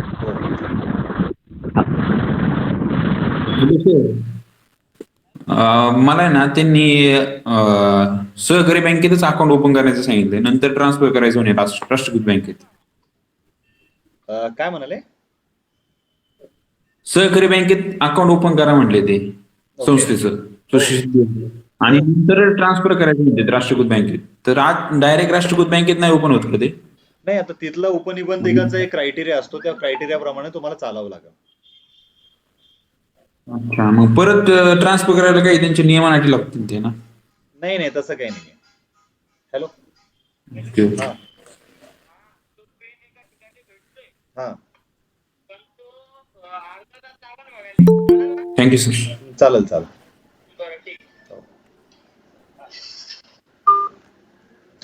अजून कोणाचे काही प्रश्न असतील तर तुम्ही विचारा. अजून कोणाला काही अडचणी कराटे आहे? हॅलो हॅलो हा, नमस्कार, बोला. नमस्कार सर. ते कराटे प्रशिक्षण म्हणलं होते ते कोणत्या संस्थेसाठी आहे? कुठले म्हणले तुम्ही प्रशिक्षण? कराटे प्रशिक्षण आता तुम्ही सांगितलं होतं ना, कराटे प्रशिक्षण वगैरे ते 7वी ते 12वी काहीतरी. हो हो, हा. नाही, ते औरंगाबाद साठी आहे. जे म्हणजे आता आता तुम्ही बघता की महिलांना मुलींना वगैरे किती त्रास होतोय, नवीन नवीन घटना घडत आहे आपल्याकडे. तर शासनाने काय केलं की प्रत्येक मुलींना शाळेतच प्रशिक्षण जर मिळालं तर कुठंतरी ह्या ज्या काही गोष्टी होत आहे आपल्या समाजामध्ये त्या कुठंतरी कमी होतील. त्यामुळे ते टेंडर्स निघत आहे. प्रत्येक महाराष्ट्रामध्ये प्रत्येक डिपार्टमेंटचं ते टेंडर असतं. आणि फक्त तर औरंगाबादसाठीच आहे का? हा, सध्याचं टेंडर औरंगाबाद साठीच आहे. आणि मुळात तुम्ही आपल्या ग्रुपला जर जॉईन असेल तर तिथं आपल्याला तुम्हाला ते बघायला पण मिळेल. मी ऑलरेडी ते टाकलेले आहे त्याच्यामध्ये. बरं, ओके सर, थँक्यू. हो. अजून त्याच्या व्यतिरिक्त सुद्धा दुसरं पण टेंडर आहे की महिलांना वगैरे जे काही आपण असं म्हणतो की ज्यांना ब्युटी पार्लरचं प्रशिक्षण द्यायचंय. एखाद्या महिलांचा ब्युटी पार्लरचा डिप्लोमा झाला, पण त्यांना असं वाटतं की आता हां मी ब्युटी पार्लरचं न टाकता किंवा मी माझा जो व्यवसाय आहे तो मला समोर कॅरी फॉरवर्ड करायचा आहे, मला दुसऱ्या महिलांना तो शिकवायचा आहे. तर त्याचं सुद्धा हां प्रशिक्षण देऊन तिथून तुम्ही सुद्धा अर्निंग करू शकता. ठीक आहे, तुम्ही तुमचा व्यवसाय पण करा, पण तुम्ही दुसऱ्याला प्रशिक्षण करताना सुद्धा तुम्ही तिथून अर्निंग पण करू शकता. तर असं सुद्धा प्रोव्हिजन आहे. त्याचं टेंडर मी टाकलेलं नाहीये, तर मी ते टाकतोय ते पण तुम्हाला टेंडर. म्हणजे ते महिलांच्या रिलेटेड टेंडर आहे. प्रशिक्षणाचे तुम्ही ओके. त्यातून योगा प्रशिक्षण देऊ शकता, तुम्ही सॉफ्ट स्किल्स हां शिकवू शकता. म्हणजे माझ्याकडे नाही म्हणलं तर एक 45 प्रकारचे फक्त प्रशिक्षण, नुसते प्रशिक्षण देऊन सुद्धा हां तुम्ही चांगलं अर्निंग करू शकता. आणि हे प्रशिक्षण एका दिवसाचं मी म्हणत नाहीये, तुम्हाला 365 दिवस प्रशिक्षण द्यायचंय. हे पण गोष्ट तुम्हाला लक्षात आली पाहिजे. सर सेवाभावीसाठी आहे का सर ते? टेंडर काय म्हणता? ते सेवाभावीसाठी आहे का? सेवाभावी संस्थेसाठी? हे हो, टेंडर टाका ना मग तुम्ही. सेवाभावीसाठी आहे. फक्त त्यातून असं आहे की शासनाकडे तुमची संस्था नोंदणीकृत असायला पाहिजे. हां हां, अच्छा. तुम्ही चालतं सर, माझे आहे औरंगाबादवरून आहे का? माझ्याकडे म्हणून म्हणतो. नाही, नांदेड सर. बरं बरं बरं, म्हणजे मराठवाड्यामधनच आहे. हो, नांदेड. ठीक आहे, ते चालते सर. मग ते तेवढं एक प्रशिक्षणचं टाका सर मग. हो, ऑलरेडी आपल्या ग्रुपला आहे ते. तुम्ही जर ग्रुपला फॉलो केलं तर तुम्हाला तिथून ते मिळेल बघायला. सध्याला ग्रुपला नाही आहे सर मी. तुम्ही आपल्या टेलिग्राम चॅनलवर जायचं आणि टेलिग्रामला टेंडर गुरु म्हणून सर्च करून त्याला जॉईन करून घ्या. Okay sir, okay okay. आणि आपलं जे युट्यूब चॅनल आहे ते जास्तीत जास्त उद्योजकांपर्यंत पोहोचवा. कारण हो सर. सर्वांना व्यवसायाची माहिती झालीच पाहिजे. समोरची पिढी आपली चांगली गेली पाहिजे. नक्की सर, नक्की. तुम्हाला एक महत्वाचा एक विषय सांगायचा होता मला. म्हणजे एक एक इन्सिडेंट घडला होता माझ्यासोबत, म्हणून तुम्हाला एक सांगतो. म्हणजे भविष्यात तुम्हाला एंटरप्रेनर बनायचंय तर तुमच्यामध्ये कॉन्फिडन्स कसा बिल्डअप करायचा त्याबद्दल एक छोटी गोष्ट तुम्हाला सांगतो मी. एक गोष्ट लक्षात घ्या की ज्यावेळेस आता मी असं समजतो तुमचं नाव काय, राहुल राहुल काहीतरी येत आहे, ठीक आहे. तर दवणे. ज्यावेळेस आपण एखादी निविदा घेतो किंवा असं समजा की तुम्ही नांदेडच्या कलेक्टर ऑफिसमध्ये टेंडर घ्यायला गेले, बरोबर आहे. तर एक मानसिकता कधीही तुम्ही जेवढे जण आता व्हिडिओ बघताय त्यांनी एक मानसिकता करून घ्यायची आहे की कुठलंच काम कुठलंही काम फक्त तुमचं नाहीये. ही गोष्ट लक्षात घ्या कधीही. म्हणजे हां तुम्ही राहुल असाल, ते जगदीश असतील किंवा राजे असतील, हे जे काही जण बघताय व्हिडिओ वगैरे, तुम्ही एक लक्षात घ्या की एखादा व्यवसाय किंवा एखादा टेंडर आहे किंवा एखाद्या व्यवसायामध्ये तुम्ही तुमचं करिअर करता, तर तो व्यवसाय मुळात तुमचाच आहे असं नाही होत कधी. ही गोष्ट लक्षात घ्या. म्हणजे मी तुम्हाला काय सांगतो की ज्यावेळेस एखादं टेंडर एखाद्या व्यक्तीला मिळतं किंवा एखादं तुमचं काम दुसरा व्यक्ती घेऊन जातो, तर तुमची मानसिकता काय बनते? साहजिक सर्वांचीच मानसिकता बनते की त्याला लॉस मध्ये जाईल, त्याला परवडणार नाही किंवा तो आता घोटाळ्यातच गेला पाहिजे किंवा त्याला आपण दाबण्याचा जास्तीत जास्त प्रयत्न करतो. बरोबर आहे. तर मुळात एक गोष्ट मनाशी तुम्ही बांधील करून घ्यायची, की हे बघा, ते काम एकट्यासाठीच आहे. बाजी आज कोणीही मारणार, तो मारणार, तुम्ही मारणार, कधी तुम्ही कधी जिंकणार, कधी तोही जिंकणार. पण मुळात माणसाची मानसिकता अशी बनवायची, की तुम्ही मनातून त्याला शुभेच्छा देण्यापर्यंत तुम्ही स्वतःला काबिल समजून घ्यायचंय. तुमच्या लक्षात येतोय विषय सर्वांचा? म्हणजे हो सर. ज्यावेळेस तुम्ही तुम्ही L2 जाणार टेंडरला किंवा तुम्ही टेंडरला L1 आले, तर तुम्ही त्याला तुमच्या खुशीतून, तुमच्या मनातून त्याला शुभेच्छा द्यायच्या. शुभेच्छा, काम चांगलं करा.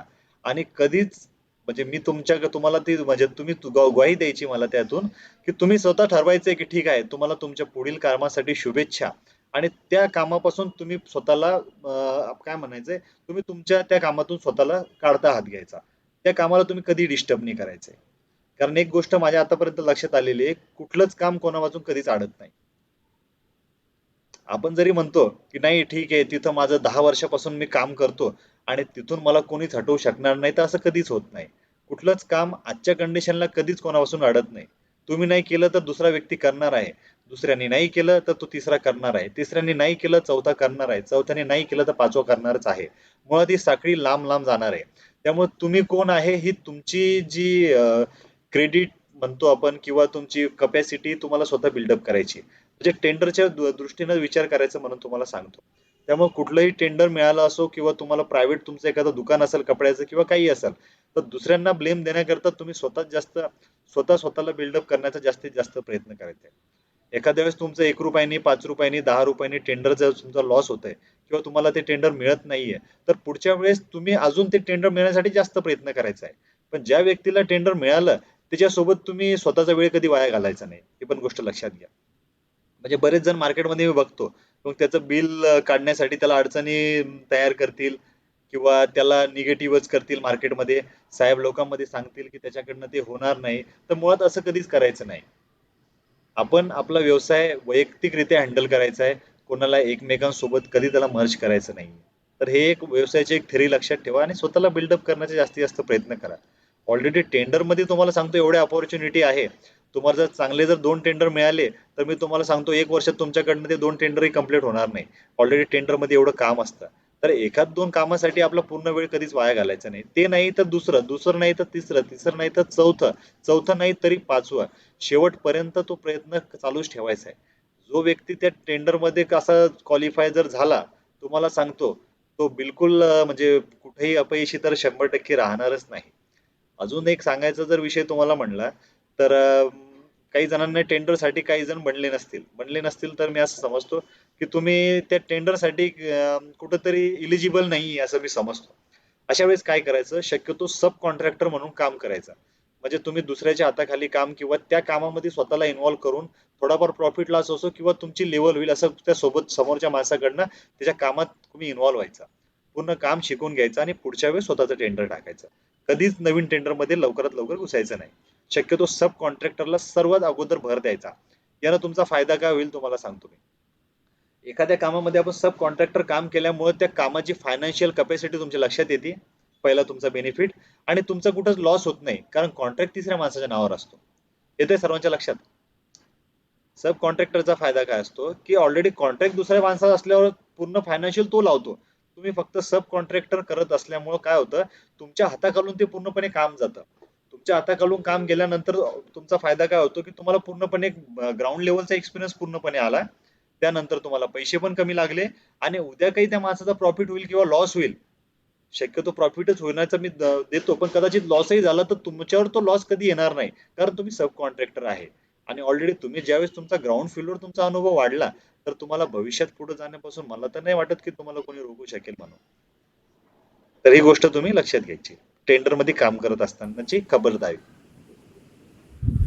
सर एक विचारायचं होतं हा विचारा. की बेरोजगार संस्था ओपन करण्यासाठी जे आपले सभासद 11 आहे त्यांचं वय शिक्षण किती असायला पाहिजे आणि शिक्षण किती असायला पाहिजे? शिक्षण मिनिमम 8वी-9वीच्या वर असलेलं बेस्ट.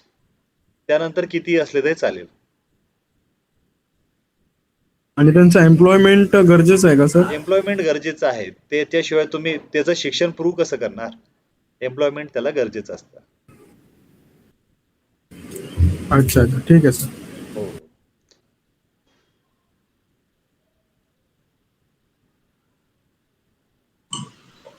Hello sir. हा बोला. सर तुमचं सोलापूरमध्ये कोण आहे का, म्हणजे आपल्याला संस्था काढायला राहते क्लायंट? नाही नाही, मुळात मी संस्था वगैरे रजिस्ट्रेशन कोणाची कधीच करत नाही, तुमच्या माहिती करता. म्हणजे ऑलरेडी ते माझं कामच नाहीये संस्था रजिस्ट्रेशन करणं. माझं काम आहे की आपण एंटरप्रेनरला घडवणं आपलं काम आहे. संस्था रजिस्ट्रेशन तुम्ही वैयक्तिक करायची आहे, तिसऱ्या चौथ्या माणसाच्या नावावर. आता आपण आयुष्यभर तेच करत आलो, याच्या हाताने काम कर, त्याच्या हाताने काम कर, पण मुळात आपण कधी करणार? तुम्हाला अनुभव कधी येणार? मग उद्या काही अडचण असली तो माणूस पळून जातो, मग तुमची संस्थाही राहते आणि तुमची मेंटॅलिटी राहत नाही. मुळात तुम्ही स्वतः तुमचा फॉर्म भरायचा, तुम्ही स्वतः उपनिबंधक मध्ये चक्रा मारायच्या, तेव्हा तुम्हाला कळन की एखादी गोष्ट करण्यासाठी आपल्याला किती गोष्टी कराव्या लागतात. तिसऱ्या चौथ्या माणसाच्या नावावर कधीच बरोबर. करायचं नाही. म्हणजे होतं काय तुम्हाला सांगतो, तुमचा काय फायदा याच्यामध्ये? तुमचं याच्यामध्ये नुकसान नाहीये, उलट तुमचा फायदा हा होतो याच्यामध्ये. आता आपल्याला काय सवय झालेली आहे तिसऱ्या माणसाच्या नावावर काम करायची किंवा काही करायची. याच्यामध्ये काय होतं की तुम्ही ज्यावेळेस ग्राउंड लेवलवर काम करता एखाद्या गोष्टीचं, तर तुम्हाला पहिल्यापासून एबीसीडी त्या गोष्टीची माहिती होती की संस्थेमध्ये काय काय करावं लागतं, कसं करावं लागतं, कुठल्या साहेबाला भेटावं लागतं. एक जर आपली सही चुकली तर आपल्याला किती चक्रा मारावं लागतात. तर ह्या गोष्टी आपल्याला तिथून माहिती होतात. कसं, आणि याच्यातून दुसरा फायदा काय होईल तुम्हाला, की प्रत्येक गोष्टीमध्ये तुमचं इन्क्लूड असल्यामुळे त्या व्यवसाय करण्यामध्ये मजा आहे.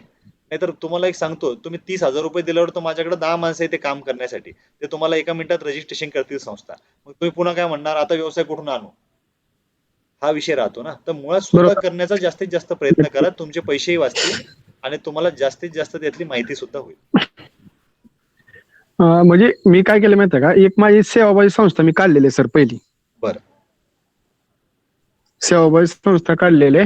त्या सेवाभावी संस्था काढून कमीत कमी 7 वर्ष झाली. बरं. मग त्याच्यावर काय आपल्याला घेता येईल का टेंडर? नाही, सेवाभावी संस्था म्हणजे तुम्हाला एक सांगतो, त्याच्यात तुम्हाला फक्त लोकांची सेवा करावी लागेल. त्याच्यावर टेंडर घेण्याचा कुठलाही विषय अच्छा. राहतच नाही, कारण ती सेवाभावी आहे. आणि अच्छा ज्यावेळेस अच्छा. संस्थेच्या शेवटी शब्द लागतो सेवा सहकारी, त्यावेळेसच तिथून अर्निंग होते. सेवाभावीमध्ये फक्त तुम्ही एकच काम करू शकता, एखादं मंदिर बांधू शकता किंवा एखादं सोशल काम करू शकता, मुलांना प्रशिक्षण देणं असो किंवा प्लांटेशनचं एखादं काम करू शकता. असं नाहीये सेवाभावीवर काम मिळत नाही. पण मुळात जर सेवाभावी संस्थेचा जर तुमचा प्रोजेक्ट चांगला असेल, त्याचे डॉक्युमेंटेशन चांगले असतील, त्याचा नेचर ऑफ बिझनेस तुम्ही काम केलेले बऱ्याच काही गोष्टीचे प्रूफ तुमच्याकडे असतील, तर तुम्हाला त्याच्या माध्यमातून काय करता हा येईल? हा. त्याच्या माध्यमातून एखादं रोडचं काम असलं तर त्याला रिप्लांटेशनचं काम असतं, एखादा रेशन कार्ड सर्व्हेचं काम असतं, तर ते काम सेवाभावीला मिळतात. पण ऑलरेडी त्याच्यामध्ये बऱ्याच जणांच्या लिंक्स असतात, तर ते आपल्यासारख्यांना मिळणं थोडंफार अवघड असतं. तर ह्या गोष्टी तुम्हाला तुमच्या तिथली काय कंडिशन आहे त्या पद्धतीने तुम्हाला ते करायचं असतं. अच्छा अच्छा. ओके. तुम्ही सोलापूरवरनं आहे का? हा सर. तुमच्या सोलापूरला मी एक टेंडर घेतलं होतं तुमच्या माहिती करता. हा ते जिल्हा स्वच्छता, पाणी स्वच्छता तुमचं एकदा ऑफिस आहे बघा एक मोठं. हा हा. तिथं एक मुख्यमंत्र्याचा एक कार्यक्रम होतो पंढरपूरला, तर तिथल्या ऑफिस मधून टेंडर घेतलं होतं मी मुख्यमंत्र्याचं. हा हा. ते पंढरपूर वारीसाठी. हा, पंढरपूर वारीमधून ते बंडी शेगाव वगैरे जे आहे ना, तिथं ते स्टेज वगैरे टाकत असतात बघा, हा हा. जिथून त्या पालख्या वगैरे येतात. तर हा त्याचं हा बरोबर. ऑलरेडी एक 4 वर्ष अगोदर जेव्हा देवेंद्र फडणवीस होते ना मुख्यमंत्री, त्यांची पूर्णपणे व्यवस्थेचं हा. टेंडर घेतलं होतं मी. माझ्याकडे होतं टेंडर, ते सोलापूरवरनं मिळालं होतं मला टेंडर. अच्छा अच्छा अच्छा. हा हा बरोबर आहे. चालेल सर. हो. Hello sir. हा बोला. सर मी सकाळी बोलत आहे सर बडनेर वरून. नमस्कार नमस्कार. तुमचा फोन नाही, काही नाही. तुम्ही संस्थेचं काय केलं नंतर काही कल्पना नाही दिली. हो सर चालू आहे ना ते. त्यांनी आणखी 4 फायला सांगितल्या होत्या बनवायला. तुम्ही आता फक्त चालू द्या आणि याच्यामध्ये 2-3 वर्ष घाला आणि नंतर सांगा की बिझनेस दिला नाही म्हणून. नाही ना सर, आता ते लोक करूनच नाही राहिले ना लवकर लवकर, कारण त्या सरांची ट्रान्सफर झाली आहे का. हम्म. आता दुसरे सर आले आहेत तिथे, तर त्यांनी ऑनलाईन न करता ऑफलाईन पण करा म्हणे, आणि ऑनलाईनचं ते काय सांगितलं त्यांनी ते लक्षातही नाही आलं. हम्म. सर मी म्हटलं सर एखादं मास्कचं टेंडर नाही का सर? मार्क्सचं टेंडर आहे, पण ऑलरेडी तुम्ही आयटी रिटर्न्स वगैरे भरले नाही. नाहीतर तुम्हाला आपण त्याच्यामधून बरेचपैकी सूट देऊन तुम्हाला टेंडर कुठलं तरी अलॉट केलं असतं. सर मला आयटी रिटर्न माझं ऑलरेडी भरलेलं आहे ना सर 2 वर्षाचं. बरं तुम्ही काय करा मला उद्या उद्या एक फोन करा आपण तुमचं जेमचं रजिस्ट्रेशन करू. त्याच्या माध्यमातून एक अमरावतीमध्ये एक 10 ते 12 टेंडर्स आलेले बघू तुम्हाला कशामध्ये इलिजिबल करता येईल तर. बर ठीक आहे सर. पण कोणत्या वेळेला करू सर कॉल? तुम्ही एक 6:30-7च्या दरम्यान फोन करा. संध्याकाळी. हो हो. ओके ठीक आहे सर. पण शक्यतो आणि तुमचा आणखी पूर्णपणे भर जो आहे तो रजिस्ट्रेशनवर असू द्या. रजिस्ट्रेशन लवकरात लवकर करून घ्या तुमचं. ठीक आहे ना सर. तुम्हाला उज्ज्वला ताईने फोन नाही केला होता का मध्ये? नाही त्यांनी ते बँकेचे अकाउंट ओपन करताय म्हणून त्यांचा मला मेसेज आला होता. हो पण त्यांना म्हटलं तुम्ही जोपर्यंत रजिस्ट्रेशन करत नाही तोपर्यंत दुसऱ्या काही गोष्टी विचारूच नका. अगोदर रजिस्ट्रेशन द्या त्यानंतरच आपण व्यवसायाचं आपल्याला चर्चा करता येईल. नाही कारण काय होतं आपला वेळ खूप वाया जातोय ना. बरोबर आहे सर. नाही सर आणि ते याचं हे तर खातं तर काढलं म्हणा त्यांनी, पुस्तक पण दिलं त्यांनी. आणि त्या फाईलच राहिलेल्या आहे कारण ते खान सर जे आहेत ना ते सर खूपच स्ट्रिक्टपणा दाखवून राहिले. नाही नाही काही स्ट्रिक वनावर नसतो. तिथलं ते व्यवस्थित बघून घ्यायचं त्यांचं सर्व. ते बरोबर देतात ते. बाकी काही अडचण येत नाही. कारण आता सगळीकडची सिस्टीम आहे. आता ते व्हिडिओमध्ये सांगायला काही नाही व्यवस्थित. तर तुम्ही तिथला विषय तिथंच करून घ्यायचा. ते होऊन जातं रजिस्ट्रेशन. त्याची काही अडचण नाही. हो का?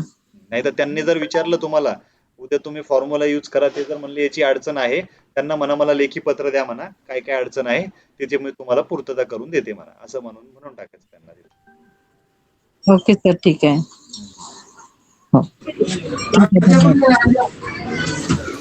हॅलो. हा हॅलो. हा बोला. हा सर हे जेम पोर्टलच्या बद्दल थोडी माहिती द्या.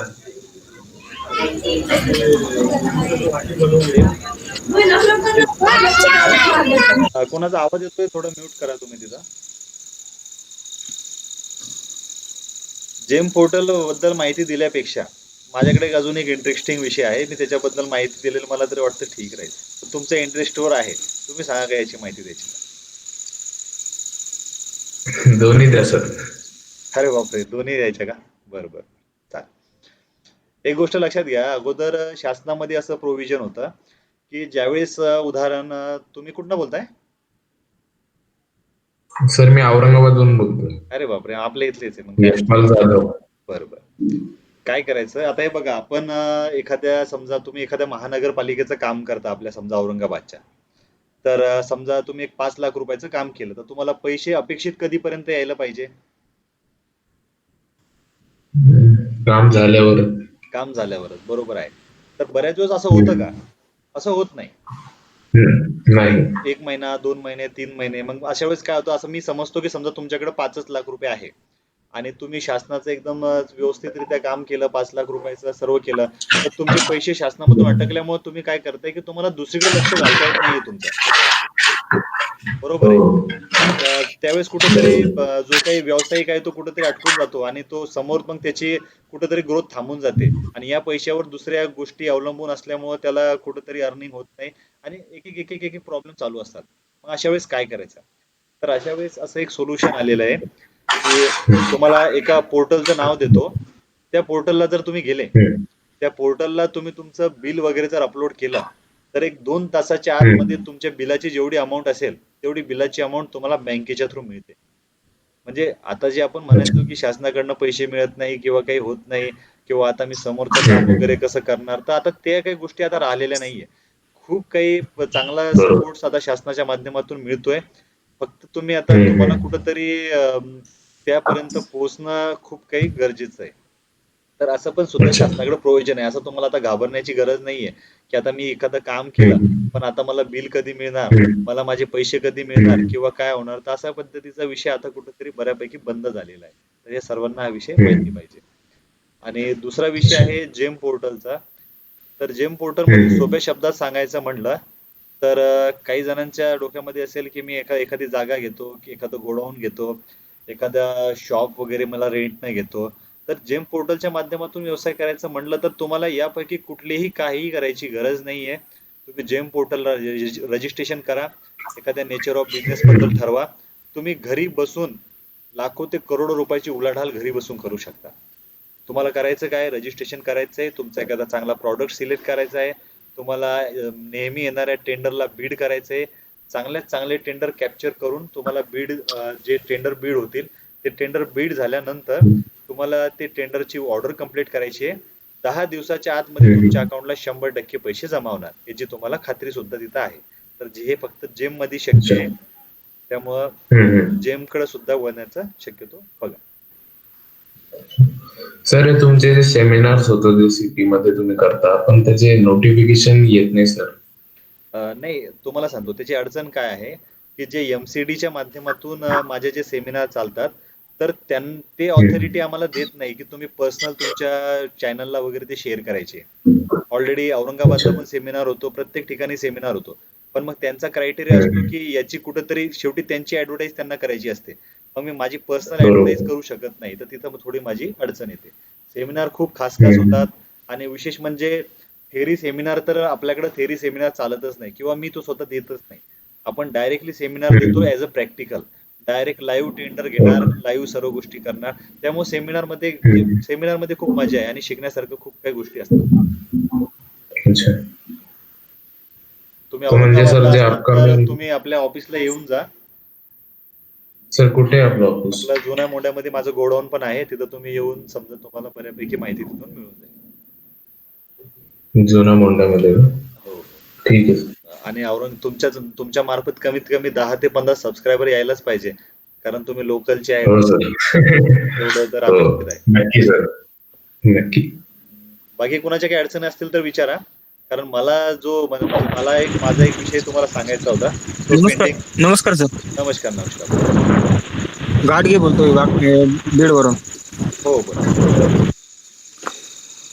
माझी सुशिक्षित बेरोजगार सेवा सहकारी संस्था आहे. हो हो. पाठीमागे तुम्हाला फोन केलता मी.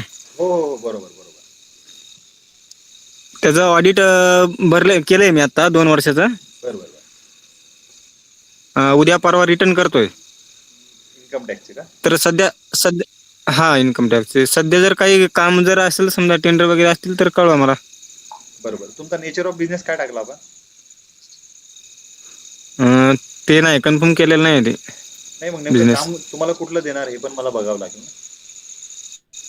हा का? म्हणजे कुठल्या नेमकं आता काम द्यायचं पण नेमकं काय द्यायचं तुम्हाला ते पण पाहिजे ना. हो. कुठल्याही सेक्शन काम करू शकता. काम आपल्याकडे खूप आहे. उलट तुम्ही काम नाही करू शकणार एवढं काम आपल्याकडे आहे, पण नेमकं तुम्ही त्यातून काय काय सिलेक्टेड करू शकता तसं मला सजेस्ट करा. मग त्या हिशोबानं मग तुम्हाला कामाचं बघतो. ठीक आहे. ते सिलेक्ट कुठं करावं लागतं नेचर ऑफ बिझनेस काही म्हणजे तुमच्या संस्थेचं संस्था रजिस्ट्रेशन करावं लागतं? नाही आता संस्था तर वाकेश्वर बोला. नाव सांगा. वाकेश्वर सुशिक्षित बेरोजगार सेवा सहकारी संस्था. बरोबर. म्हणजे तुम्ही रजिस्ट्रेशन केलं पण मुळात त्याचं म्हणजे तुम्हाला तुमचा व्यवसायाचा मोठो माहित नाहीये की आता नेमकं त्यातून करायचं काय असंच ना? नाही अडचण ती नाहीये. तुम्हाला एक सजेस्ट करतो. तुम्ही आजपासून मनुष्यबळ पुरवठा या व्यवसायाकडे वळा. ठीक आहे. मनुष्यबळ पुरवठा जो असतो तर शासनामध्ये जिथं मनुष्यबळ पुरवठा राहील, जिथं कॉन्ट्रॅक्ट बेसवर माणसं लागतील ते पुरवठ्याण्याचं तुमची संस्था काम करेल अशा हिशोबानं नियोजन करा. ठीक आहे चालेल. काय त्याला दुसरे काही डॉक्युमेंट लागतील का? तुम्ही कुठनं बोलताय? बीड वरून. बरं ठीक आहे. तुम्ही उद्या गेवराईला जा. तुम्हाला एक गेवराईचं टेंडर पाठवतो, त्या टेंडरला फॉलो करा. त्याचा सेकंड कॉल आहे. कोणी भरत नाही टेंडर, ते बहुतेक तुमच्यासाठी टेंडर आहे. ते जाऊन बघा उद्या तिथं. टेंडरचे अभ्यास करा आणि भरण्याचं बघा तिथं. तुम्हाला पाठवतो टेंडर. महानगर इथं म्युन्सिपल काउन्सिलचं आहे ते तिथलं टेंडर. ठीक आहे. आत्ता ग्रुपला टाकलं मी, बघून घ्या तुम्ही.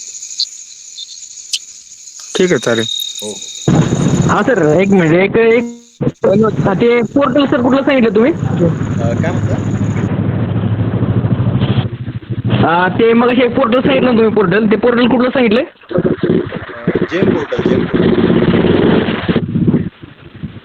जेम पोर्टल. हा ओके सर ठीक. Hello sir. आता जी चर्चा केली ना, तुम्हाला आता टेंडर टाकलं बघा मी ते. तर त्याच्यामध्ये मनुष्यबळ पुरवठा करू शकता तुम्ही आणि चांगलं टेंडर आहे. या टेंडरसाठी वैयक्तिक काय करायचं तर त्या व्हिडिओमध्ये मी तुम्हाला माहिती सांगणार नाही. तुम्ही पर्सनली उद्या मला फोन करा, मी तुम्हाला सांगतो कसं टेंडर घ्यायचं असतं. येतं त्याच्यामध्ये तुम्हाला सफाई कर्मचारी, कचऱ्याचं घन व्यवस्थापन, हा. घराची संख्या, म्हणजे तुम्हाला खूप काही महत्वाचं मोठं मोठं काम आहे त्याच्यामध्ये. ठीक आहे, चालेल सर. त्या कामाचं लेबर स्वरूप कॉन्ट्रॅक्टरचं लायसन काढावं लागणार आपल्याला यासाठी? काही गरज नाहीये. नाही का करत? नाही. ठीक आहे सर. हो. धन्यवाद सर. येस.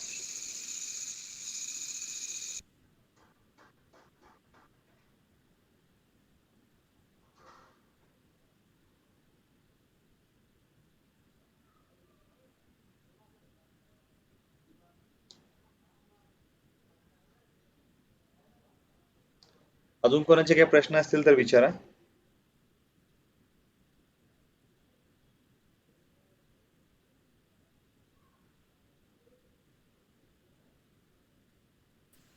Hello sir.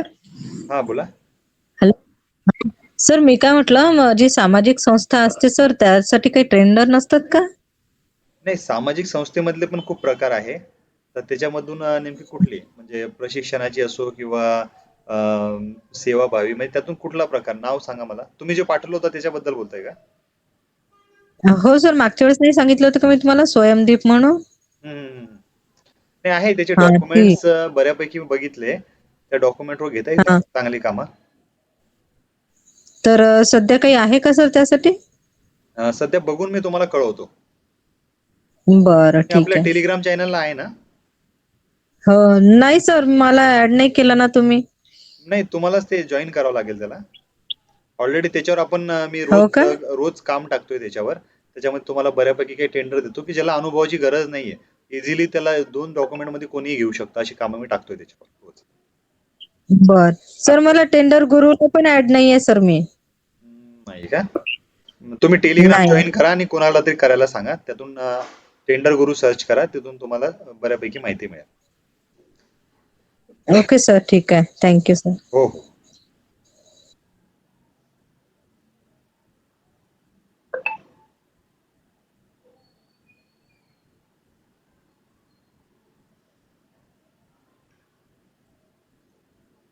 तर बऱ्यापैकी अजून कोणाचे काही प्रश्न असतील तर विचारा. त्यांना मी वैयक्तिकरित्या त्याला माहिती देतो. आणि आता थोड्या वेळापूर्वी मी बरेच टेंडर टेलिग्रामला टाकले, तर तेही आवश्यक बघा, त्याचा अभ्यास करा. असं समजू नका की हे टेंडर आपल्याला करायचं नाही किंवा हे टेंडर आपलं नाहीये. प्रत्येक टेंडर तुम्ही नक्कीच वाचायला पाहिजे. म्हणजे तुम्हाला प्रत्येक व्यवसायाबद्दल हळूहळू हॅलो थोडी माहिती येईल. आता मला वाटतं एक टेंडर टाकतोय मी, हॅलो टायर सर. सप्लाय करायचा. हा बोला. सर ते आपल्या टेलिग्राम चॅनलला काय नाव टाकाय तुमचं? टेंडर गुरु. टेंडर गुरु. हो, टेंडर गुरु म्हणून सर्च करा तुम्ही. तिथून तुम्हाला बऱ्यापैकी म्हणजे तुम्हाला टेंडर्स मिळतील, तिथून फ्री मध्ये डाउनलोड करता येतील तुम्हाला. अच्छा, ओके. आणि सर मला ती ग्रुपला पण जॉईन केलं नाही, मला टेंडर तुमचे ते. हेलो. हाँ बोलिए ना. हाँ, अब भी घर पे आया मैं. ठीक है, मैं देखता हूँ, अगर बच्चा होगा तो आपके पास भेज देता हूँ. कोई टेंशन मत. यस. तुम्ही टेंडर गुरुला सर्च हॅलो. करा. सर्च करून तुम्ही त्याला जॉईन करा. अजून मला वाटतं एक प्रिंटिंग साठी कोणतरी आलं हा होतं. सर. प्रिंटिंग साठी कोणतरी विचारलं होतं. सर जॉईन टेंडर गुरु म्हणून सर्च करायचं तुम्ही त्याला. जॉईन केलं. हा, तुम्ही केलं जॉईन केलं केलं सर. ना? हा. हो सर, मी केलं होतं प्रिंटिंग साठी. तर तुमच्यासाठी पण एक टेंडर टाकलं मी. तर हे टेंडर मी तुमच्या माहितीसाठी तुम्हाला दिलं. म्हणजे या टेंडर मध्ये शिकण्यासारखं असं आहे की प्रिंटिंग सोबत एक बघा तुम्ही, आतापर्यंत बरेच जण म्हणतो आपण प्रिंटिंग म्हटल्यानंतर तो स्पेसिफिक समजतो की मी प्रिंटिंग बद्दल विचार करतो. पण मुळात प्रिंटिंगच्या माध्यमातून जर व्यवसाय करायचा म्हणला तर 22 प्रकारचे त्यातून व्यवसाय जनरेट होतात. तुम्हाला उदाहरण द्यायचे की तुम्ही समजून घेता? काय म्हणता? उदाहरण द्या ना.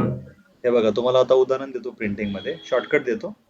हे बघा, ज्यांना प्रिंटिंग मध्ये जायचंय त्यांनी शक्यतो प्रिंटिंग मध्ये काय काय करायचंय? Data entry typing, Xerox printing, बरोबर. त्याच्यानंतर डेटा एंट्री प्रिंटिंग नंतर झालं.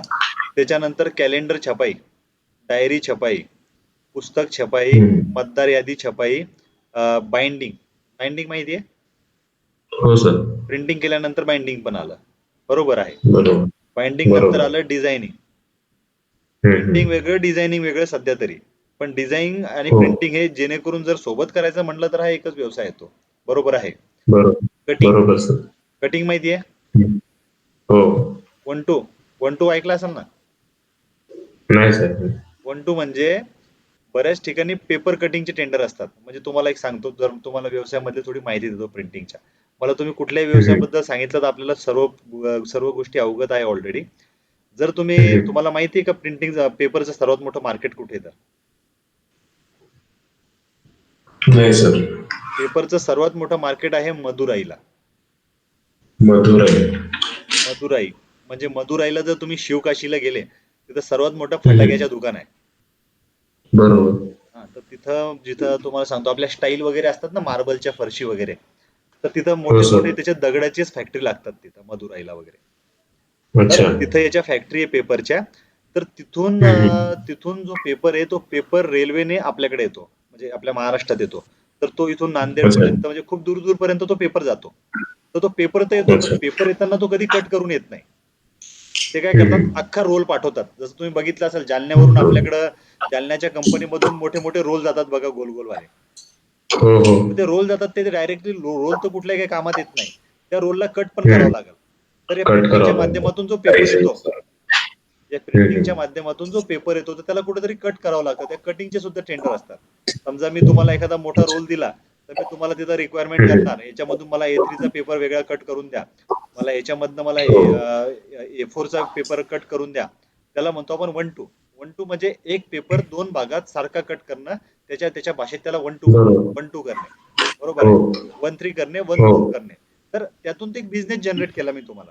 बरोबर आहे. बरोबर. त्यातून अजून एक बिझनेस आहे, इन्व्हलप प्रिंटिंग. हम्म. इन्व्हलप प्रिंटिंग आहे. नंतर फाईल्स मॅन्युफॅक्चरिंग, जसं तुम्ही स्टेशनरीच्या फाईल्स वगैरे मॅन्युफॅक्चरिंग करू शकता किंवा स्वतःचा ब्रँडही बनवू अच्छा. शकता. म्हणजे तुम्ही प्रिंटिंगही केलं, स्वतःची मॅन्युफॅक्चरिंग कंपनी पण हम्म. उभारली, आणि तिथून पण सुद्धा तुम्हाला एक हम्म. सपोर्टेड बिझनेस स्टार्ट झाला. त्यानंतर अच्छा. प्रिंटिंगच्याच रिलेटेड तुम्ही काय करायचं, टी शर्ट वगैरे प्रिंटिंग असतात बघा. हो. टी शास- शर्ट, कॉफी मग हे सर. शासनाचा एखादा कॉफी. मोठा प्रोजेक्ट आहे, एखादा हॉलीबॉलचं उद्घाटन आहे किंवा एखादा स्पोर्ट्सचं आहे एक्झामचं, मग डायरेक्ट टी शर्टची हम्म. ऑर्डर येते तिथून प्रिंटिंगची. 2,000 विद्यार्थ्यांना, 3,000 स्पोर्ट्सच्या विद्यार्थ्यांना झाला तुम्हाला तिथनं सुद्धा एक बिझनेस जनरेट. त्यानंतर अजून हम्म. प्रिंटिंग मधून ट्रॉफी वगैरे मेकिंग करायची. ट्रॉफी कळते? ट्रॉफी. हो sir. Trophy, memento medal. Memento medals वगैरे.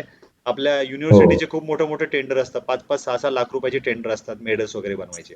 म्हणजे प्रिंटिंगच्या बाबासाहेब माध्यमातून तुम्ही काय काय युनिव्हर्सिटी करू का? शकता तर. बरोबर आहे. अच्छा. त्यानंतर हो. पेपर बॅग असतात, बायोडिग्रेडेबल गोष्टी असतात. त्यांना स्वतःची ब्रँडिंग देण्यासाठी पण पेपर असतो. त्या पेपरला प्रिंटिंग करून तुम्ही तुमच्या कंपनीमधून पण तो पेपर आउट करू शकता. तो एक बिझनेस तुम्हाला त्या माध्यमातून जनरेट होतो. तर हम्म. सांगण्यासाठी बिझनेस खूप आहे, फक्त तुम्हाला ठरवायचंय की हम्म. याच्यातून आपल्याला काय करायचंय. तर असे खूप काही बिझनेस त्या अं, प्रिंटिंग मधून तुम्ही करू शकता. आता तर सध्या सर मी बॅनर प्रिंटिंग करू लागलोय. स्वतःच म्हणजे मशीन पण लावलेलं आहे. बर. तर बॅनर प्रिंटिंग रिलेटेड मला अजून थोडी नॉलेज पाहिजे होती. जर बॅनर प्रिंटिंग मध्ये प्रत्येक डिपार्टमेंटचं प्रिंटिंगचं बॅनरचं टेंडर असतात. सध्या तरी तुम्ही हो. ऑनलाईन गेले, फक्त बॅनर पण टाकलं तर तुम्हाला हजारो टेंडर मिळतील प्रिंटिंगचे. खूप टेंडर आहे, स्कोप आहे ऑलरेडी त्याला मार्केट. हम्म. त्यासोबत काय करायचं, आपल्याकडे बऱ्याच ठिकाणी अलॉटमेंट सिस्टीम चालते, हे माहिती आहे का तुम्हाला? नाही सर. प्रत्येक बॅनरचा स्क्वेअर फीटना प्रत्येक एरियामध्ये बॅनर दिलं जातं, प्रत्येक डिपार्टमेंटला. म्हणजे बरोबर. आपल्या म्युन्सिपल काउन्सिलनं प्रत्येक बॅनर राखीव ठेवलेले, त्याचे सुद्धा टेंडर असतात. जसे अभिषेक हम्म. ऍडव्हर्टाईज वगैरे यांनी ते राखीव घेतलेले असतात. तर शक्यतो तिकडे थोडा अच्छा. कल वाढवायचा, म्हणजे जेणेकरून तुमचं बॅनरची जी जागा आहे, तर तुम्हाला ऑर्डर कोणाला मिळणार, जर बॅनरची जागा तुम्ही विकत घेतली तर ऑर्डर तुम्हालाच मिळणार. बरोबर. असं फिक्स बिझनेस करून ठेवलेले लोकांनी, तर त्याच्याकडे सुद्धा तुम्ही थोडं लक्ष द्यायचंय. अच्छा अच्छा. म्हणजे जे साईट्स आहे त्यांचे स्वतःचे. साईट्स तुम्ही अलोकेट करून घ्यायच्या. अच्छा. अलोकेट केल्या म्हणजे हम्म. तुम्हाला काय होतं, शेवटी बॅनर तुमचाच लागणार ना तिथं, ऍडव्हर्टाईज तुमचीच होईल. तुम्हाला दोन्ही ठिकाणी पैसे बरोबर. राहतील. एकूण तुम्हाला बॅनर हम्म. प्रिंटिंगचेही पैसे राहतील, प्लस हम्म. तुम्हाला ऍडव्हर्टाईजचे राहील. एक उदाहरण तुम्हाला सांगतो मी. आज जर मला हो. सिडको बस स्टँडला एखादं बॅनर लावायचंय, बरोबर आहे, हम्म. तर मी बरोबर. ज्या माणसाने ते अलोकेशन घेतलं, मी त्यालाच भेटेल ना अगोदर. मी तुम्हाला कशाला भेटणार, थर्ड पार्टी? बरोबर. बरोबर. बरोबर. कारण मला तुम्हाला पैसे द्यायचे, कारण तुम्ही माझे 2 काम करताय. एक तर तुमच्याकडे त्या बॅनरची अलॉटमेंटची तुमच्याकडे ऑथरायझेशन पण आहे, प्लस तुम्ही मला प्रिंटिंग पण करून देताय, म्हणजे तुम्हाला दोन्ही अर्निंग बरोबर होते, प्रिंट आणि मलाही माझंही काम सोपं होत आहे. बरोबर आहे. बरोबर सगळं एक जागा. एकाच ठिकाणी होतं. नेत्याचे वगैरे बॅनर प्रिंट करायचे, लावायचे, त्याच्यापेक्षा हा धंदा तर सर्वात बेस्ट आहे ना. बरोबर सर. सध्या काय रेटनं चालू आहे तुमचं banner printing? Banner printing sir म्हणजे कस्टमर साठी का म्हणजे नाही म्हणजे कोणतं? मी सांगू का तुमचा मार्केट रेट काय चालू आहे तर? हा सर बोला. माझ्या हिशोबाने 51 रुपये चालू असेल स्क्वेअर फीट, हो सर. है ना? 51. हो हो हो. बरोबर. कारण खूप जण भेटतात ना प्रिंटिंग मध्ये, सांगतात आपले अनुभव. मी तेच विचारत असतो की मार्केटचा कम्पेरेटिव्ह काय चालू आहे, कुठं काय रेट चालू आहे, माहिती पाहिजे ना. बरोबर.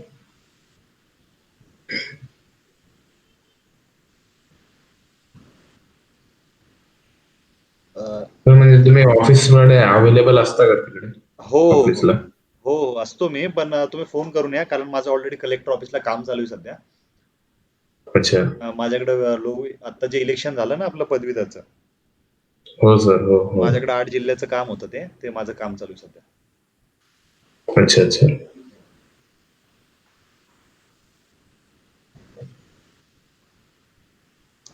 नागपूरवरनं आहे ना तुम्ही? नाही सर औरंगाबाद नाही नाही नाही औरंगाबाद. नाही, ते दुसरे एक जण आहे, त्यांनी मेसेज केला होता मला. तुमचा काय अच्छा. प्रश्न होता?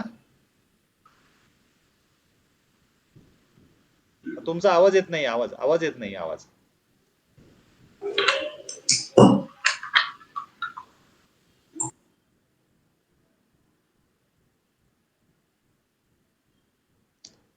तुमचा आवाज येत नाहीये, आवाज म्यूट आहे बहुतेक.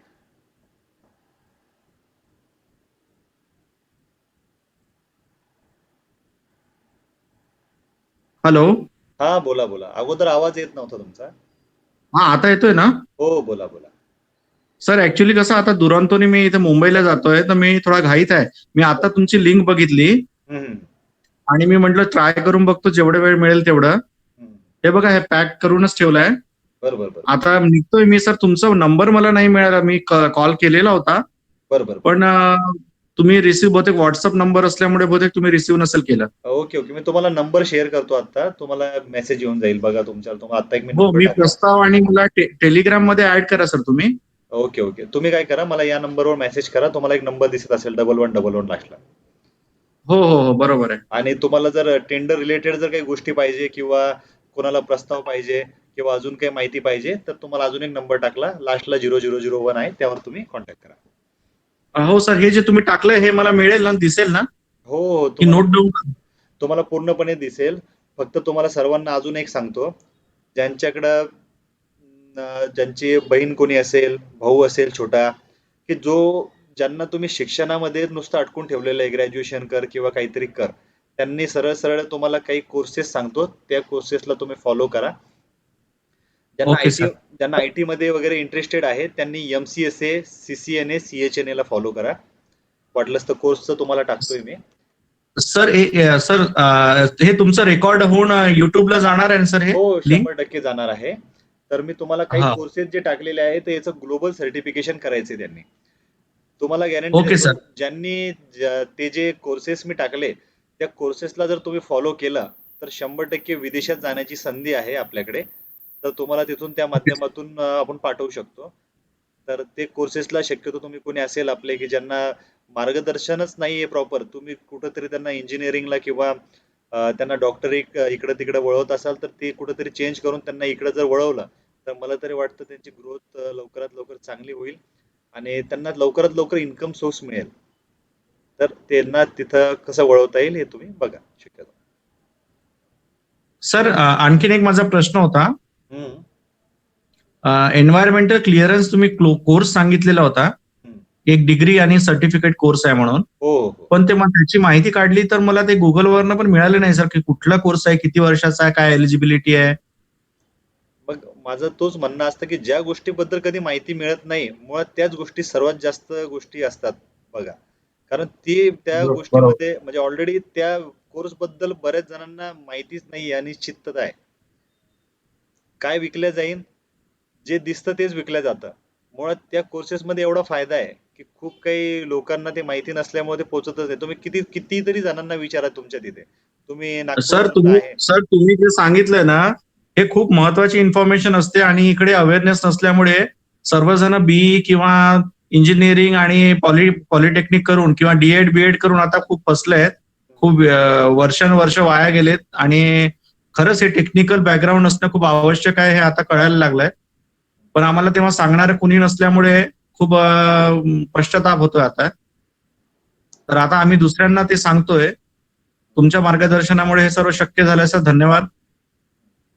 आता आपण काय करू, बऱ्याच जणांचा एन्व्हायरमेंटल क्लिअरन्स मध्ये म्हणजे तुम्ही तर आहेच, पण बरेच जणांना त्याच्याबद्दल खूप जण इंटरेस्टेड आहेत. तर मग तुमच्यासाठी आपण एक काय करू, उद्या परवा एक सेमिनार अरेंज करून मी त्याच्यावर तुम्हाला काय करतो, एन्व्हायरमेंटल क्लिअरन्सचा सिलेबस काय असतो, ओके एन्व्हायरमेंटलचं सर. सर्टिफिकेशन कसं मिळवायचं, एन्व्हायरमेंटलचं सर्टिफिकेशन मिळाल्यानंतर साईटवर तुम्हाला काय काम करायचंय, त्यानंतर ते टेंडर कसं घ्यायचंय, कुठल्या कुठल्या डिपार्टमेंटचे टेंडर मिळतात, प्रत्येक डिपार्टमेंटला रेट कोट कसा करायचा आहे आणि मागील रेट कसे बघायचे आणि सध्या कम्पेरेटिव्ह मध्ये कुठल्या कंपन्या आहे. तर असे 9 प्रकारचे महत्वाचे टॉपिक घेऊ. त्यामध्ये आपण कोणाला प्रश्न विचारणार नाही, काही नाही. तुम्ही फक्त ते ऐकणार आणि तुमच्या विंडोला आपण ते शेअर करू. डायरेक्टली टेंडरचा सॅम्पल सुद्धा बघू, लाईव्ह बिडिंग पण करू. म्हणजे जेणेकरून ते तुम्हाला प्रॉपर समजेल की नेमकं सिलेबस कसा आहे, काय आहे, कसं राहतं. कारण एन्व्हायरमेंटल क्लिअरन्सचा बऱ्याच जणांना अर्थच माहिती नाही अजून काय असतं. पण जर आताच्या बरोबर. कंडिशनला जर ते कोर्सेस जर कोणी केला तर त्याला मार्केटला सध्या खूप मोठं वेटेज आहे. तुम्हाला माहिती नसेल, एक सांगतो, बॅटरी रिसायकलिंग प्लांट बद्दल बऱ्याच जणांनी ऐकलं असेल. बॅटरी असते ना आपली, हो हो हो. मोबाईलची बॅटरी नाही, मोबाईल बॅटरी काय सर नाही नाही नाही की vehicle vehicle vehicle battery? Battery, inverter battery असते ना मोठी. ओके. तर हा हा हा. त्याच्यामधील लीड असतं बघा, लीड ऍसिड है ना. हो, लीड ऍसिड बॅटरी असतात सर्व, हा. लिथियम आयन वगैरे. आता मुळात बॅटरीची किंमत ते प्लास्टिकवर नसते. प्लास्टिकची किंमत, बॅटरीची किंमत असते त्याच्यामधली असणारं लीड. एकदा लीड काढून टाकलं ती बॅटरीची किंमत झिरो होऊन जाते. बरोबर आहे. तर ते लीड बरोबर. ऍसिड जी कंपनी रिसायकल करते तर ती काय करते, ज्यावेळेस ती रिसायकल होतं ती बॅटरी, त्यावेळेस ती खूप मोठं प्रदूषण करते. बरोबर आहे. बरोबर. जर तुमच्या नागपूरला असो, औरंगाबादला असो, एखाद्यानं जर एखादी कंपनी उभी करायची असेल, जोपर्यंत हम्म. एन्व्हायरमेंटल क्लिअरन्सचा व्यक्ती तिथं सर्टिफिकेशन देणार नाही, तोपर्यंत किती अब्जवधीची सुद्धा त्याची कंपनी असली तर ती कंपनी तो टाकू शकत नाही. म्हणजे मुळात बघा या सर्टिफिकेशनला किती महत्व आहे. पर्यावरण बरोबर. सल्लागार, पर्यावरण सल्लागार सुद्धा म्हणू शकता तुम्ही त्याला. तर तो हम्म. जोपर्यंत त्याला ते सॅटिस्फाईड होणार नाही किंवा त्याच्या ज्या मशिनरीमध्ये तिथली जे काही टेम्परेचर असेल किंवा तिथं होणारं जास्त प्रदूषण असेल, पर्यावरणास काही घातक आहे का, तिथं जे काही युनिक काही गोष्टी आहे की नाही, तिथं पक्ष्यांचा जास्त वावर आहे की नाही, तर ह्या सर्व गोष्टी बघितल्या जातात आणि त्यानंतरच ते सर्टिफिकेशन प्रोव्हाइड केल्या जातात. तर उद्या परवा जर सेमिनार आपला जर झाला तर ते सर्टिफिकेट दिसतं कसं हे पण तुम्हाला मी पूर्णपणे डेस्कटॉपला फ्लॅश करून देईल. नक्की सर, नक्की. हो हो धन्यवाद सर, मी पुन्हा जॉईन करेल. आता निघतोय मी. हो हो, काही अडचण ओके सर, मी पुन्हा रेकॉर्डेड मी लिंक मला पाठवा सर, मी पूर्ण स्टोर करून ठेवले आपले. हो हो, चालेल थँक्यू. चालेल. Happy journey, happy journey. Hello sir. हा बोला. सर माझी मुलगी आता सर 11th ला आहे सर, 10th पास झाली. बरोबर. सर तिच्यासाठी काय कोर्स करायचा सध्या? तिला कॉम्प्युटर वगैरे येतं का चांगल्या पद्धतीनं? नाही सर, इकडे कसं सगळे कम्प्युटर इन्स्टिट्यूट बंदच होते ना सर, त्यामुळे काही टाकलं नाही मी कुठे. बरं बरं बरं. नाही मग तिच्या इंटरेस्टवर असतं ते. शेवटी कसं राहतं, जबरदस्तीनं एखादं शिक्षण देणं आणि स्वतः मुला-मुलींच्या इच्छेनं शिक्षण देण्याच्या मध्ये खूप फरक आहे. मुळात तिला थोडंसं तिचा विचार आहे किंवा तुला म्हणजे तू काय करू शकते. तिनं जर म्हणलं कदाचित की मला या गोष्टी चॉईस करायच्या आहे, तर त्या पद्धतीनं आपण कोर्स सजेस्ट करू. हो का? सर आहे म्हणते कम्प्युटर मध्ये इंटरेस्ट तिला. कॉम्प्युटरमध्ये इंटरेस्ट आहे? हो. नाही नाही, कॉम्प्युटरमध्ये इंटरेस्टेड आहे, पण कॉम्प्युटरमधून अजून त्याचे 2 पार्ट्स आहे बघा, सॉफ्टवेअर प्लस हार्डवेअर. हो हार्डवेअरमध्ये बरोबर. शक्यतो मुलांचा इंटरेस्ट खूप जास्त राहतो, कारण त्यांना खोल फिटिंगचे वगैरे कामं जास्त आवडतात. आणि हो. सॉफ्टवेअरमध्ये कसं राहतं, आणि शक्यतो मुलींनी तर मी सजेस्ट करतो सॉफ्टवेअरमध्येच जायला पाहिजे. कारण काय होतं, जे हेवी कामं मुली कधी करू शकत नाही. शेवटी त्यांच्या टेक्नॉलॉजी बेस ते ज्यांचं डोक्यांना जे चालना देणारे व्यवसाय शक्यतो त्यांनी केलेलं बेस्ट राहील. तर त्यांना जे कोर्सेस आता चॅटिंगवर पाठवलेले तर ते शक्यतो माझ्या तरी हिशोबाने ते बेस्ट राहील. तर त्यांना फॉलो करायचंय. फक्त लक्षात घ्या कोर्सेस फॉलो करताना ते कोर्सेस पूर्ण करण्यापर्यंत तुमच्याकडे फायनान्शियल पाहिजे.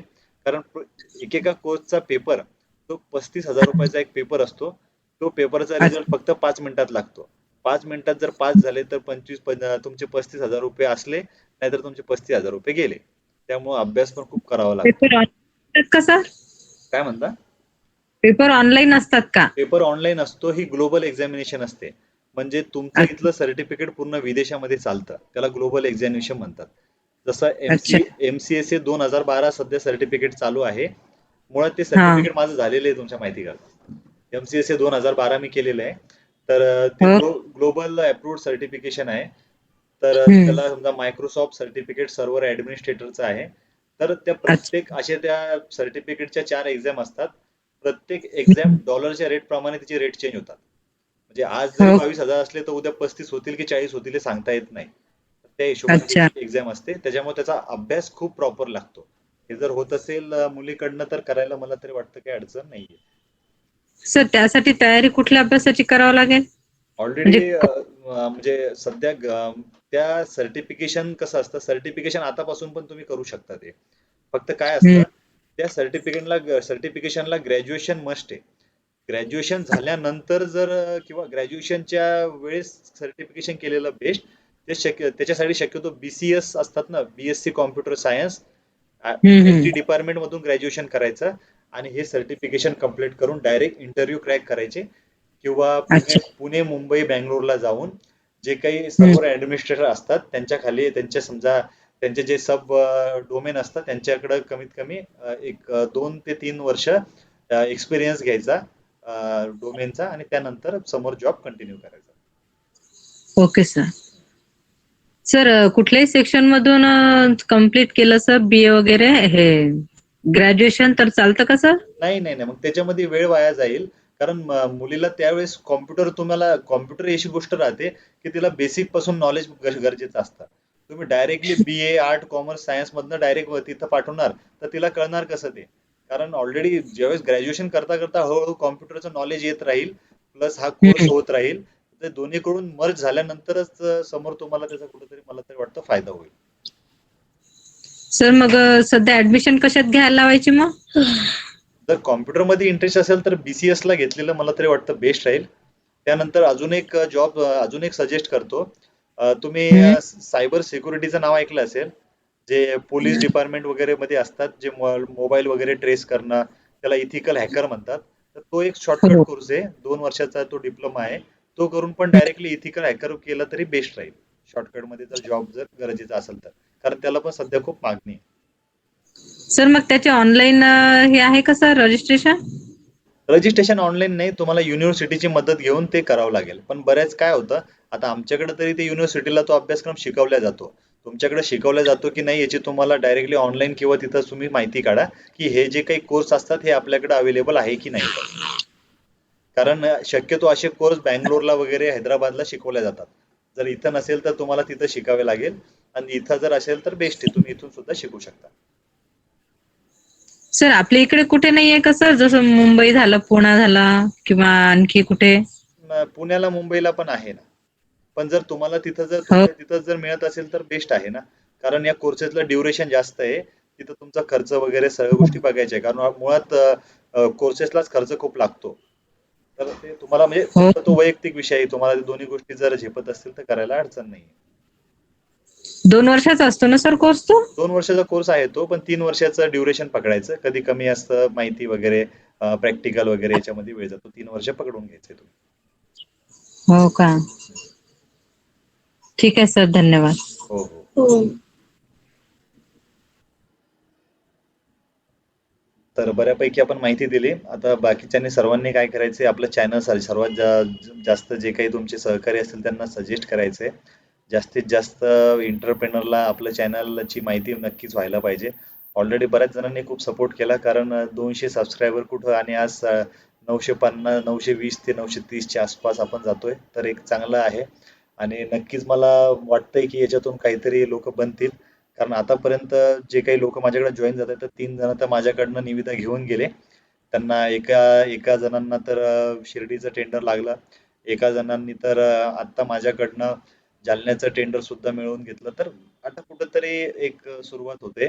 तर तुमच्यापैकी सुद्धा काही जणांना टेंडर मिळाले पाहिजे. त्यासाठी जे काही डॉक्युमेंटेशन दिले, जे काही इन्स्ट्रक्शन दिले त्याला फॉलो करा. व्यवसाय पण असा निवडा की जेणेकरून त्यातूनच काहीतरी इनपुट निघालं पाहिजे. नाहीतर तुम्ही सुशिक्षित बेरोजगार रजिस्ट्रेशन केली, पण मुळात तुम्हाला हेच माहिती नाही की नेमकं याच्यातून काय काम करायचंय किंवा काय काम घ्यायचंय. तर हे पण तुम्हाला माहिती पाहिजे. त्यासाठीच आपण तो टेलिग्रामचा ग्रुप काढलेला आहे. जेणेकरून त्याच्यामध्ये मल्टिपल प्रकारचे मी व्यवसाय टाकतो. जेणेकरून तुम्हाला त्यातून ऑटोमॅटिक चालना मिळते की बाइंडिंग करू, प्रिंटिंग करू किंवा मी व्हेइकल ऑन हायर करू. असं प्रत्येक प्रकारचे एक बिझनेस मी वेगवेगळ्या पद्धतीचे त्यात टाकलेले आहे. तुम्हाला त्यातून जो हॅलो बिझनेस सर. योग्य वाटतो तुम्ही त्याला कंटिन्यू करू शकता. हा बोला. सर, संस्थेच्या घटनेमध्ये ते दिलेलं असते का? नाही नाही नाही नाही म्हणजे त्याच्या आपण कुठल्या मला वाटतं हा तुम्ही सर्व प्रकारचे व्यवसाय त्याच्यामध्ये टाकले. पण शक्यतो हा व्यवसायाचं मूळ स्रोत त्याच्यामध्ये असणं गरजेचं आहे.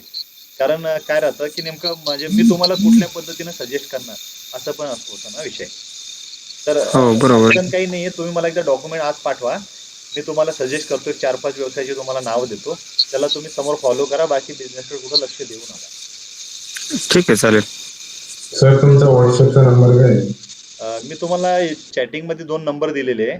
त्याच्यामधून ज्यांना व्यवसायाच्याच रिलेटेड सर्व गोष्टी पाहिजे तर 0001 वर जर कॉन्टॅक्ट केला तर त्याच्यामध्ये आपले टेंडर्स वगैरे त्यांना फ्रीमध्ये मिळतील तिथून. त्याच्यावरही कॉल केला तर अडचण नाहीये. Thank you sir. पुण्यामधून कल्पना कर्ले यांचे काही प्रश्न नाहीये मला वाटतं.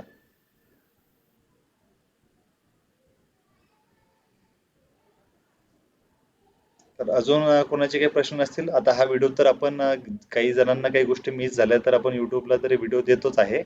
आणि एन्व्हायरमेंटल कन्सल्टंटची ऑलरेडी मी त्याची स्टडी करून एक PPT फाईल बनवतो. त्याला आवश्यक तुम्ही तो सेमिनार आवश्यक तुम्ही बघितला पाहिजे. कारण तो तुमच्या खूप कामाचा आहे. त्यानंतर बांधकाम पर्यवेक्षकची पण आपण त्यात थोडीफार माहिती सजेस्ट करू की जेणेकरून ज्यांना कॉन्ट्रॅक्टरशिपमध्ये इंटरेस्ट आहे, ज्याला इंजिनियर होता आलं नाही सिव्हिल इंजिनियर, पण तरी त्याला असं वाटतं की मी बांधकामाचे काम करायला पाहिजे, तर त्यासाठी आपण एक शॉर्टकट आणलेला आहे. त्याला पण आपण चांगल्यात चांगले लिमिट देऊन काम घेऊ शकतो. तर त्याच्याबद्दल पण आपण नक्कीच माहिती घेऊ. तर आपलं चॅनल नक्कीच एक 10-10 जणांना तुम्ही सजेस्ट करा. जास्त केलेलं तर बेस्टच राहील. तर सजेस्ट करा. आपण इथं व्हिडिओ संपवतो. धन्यवाद.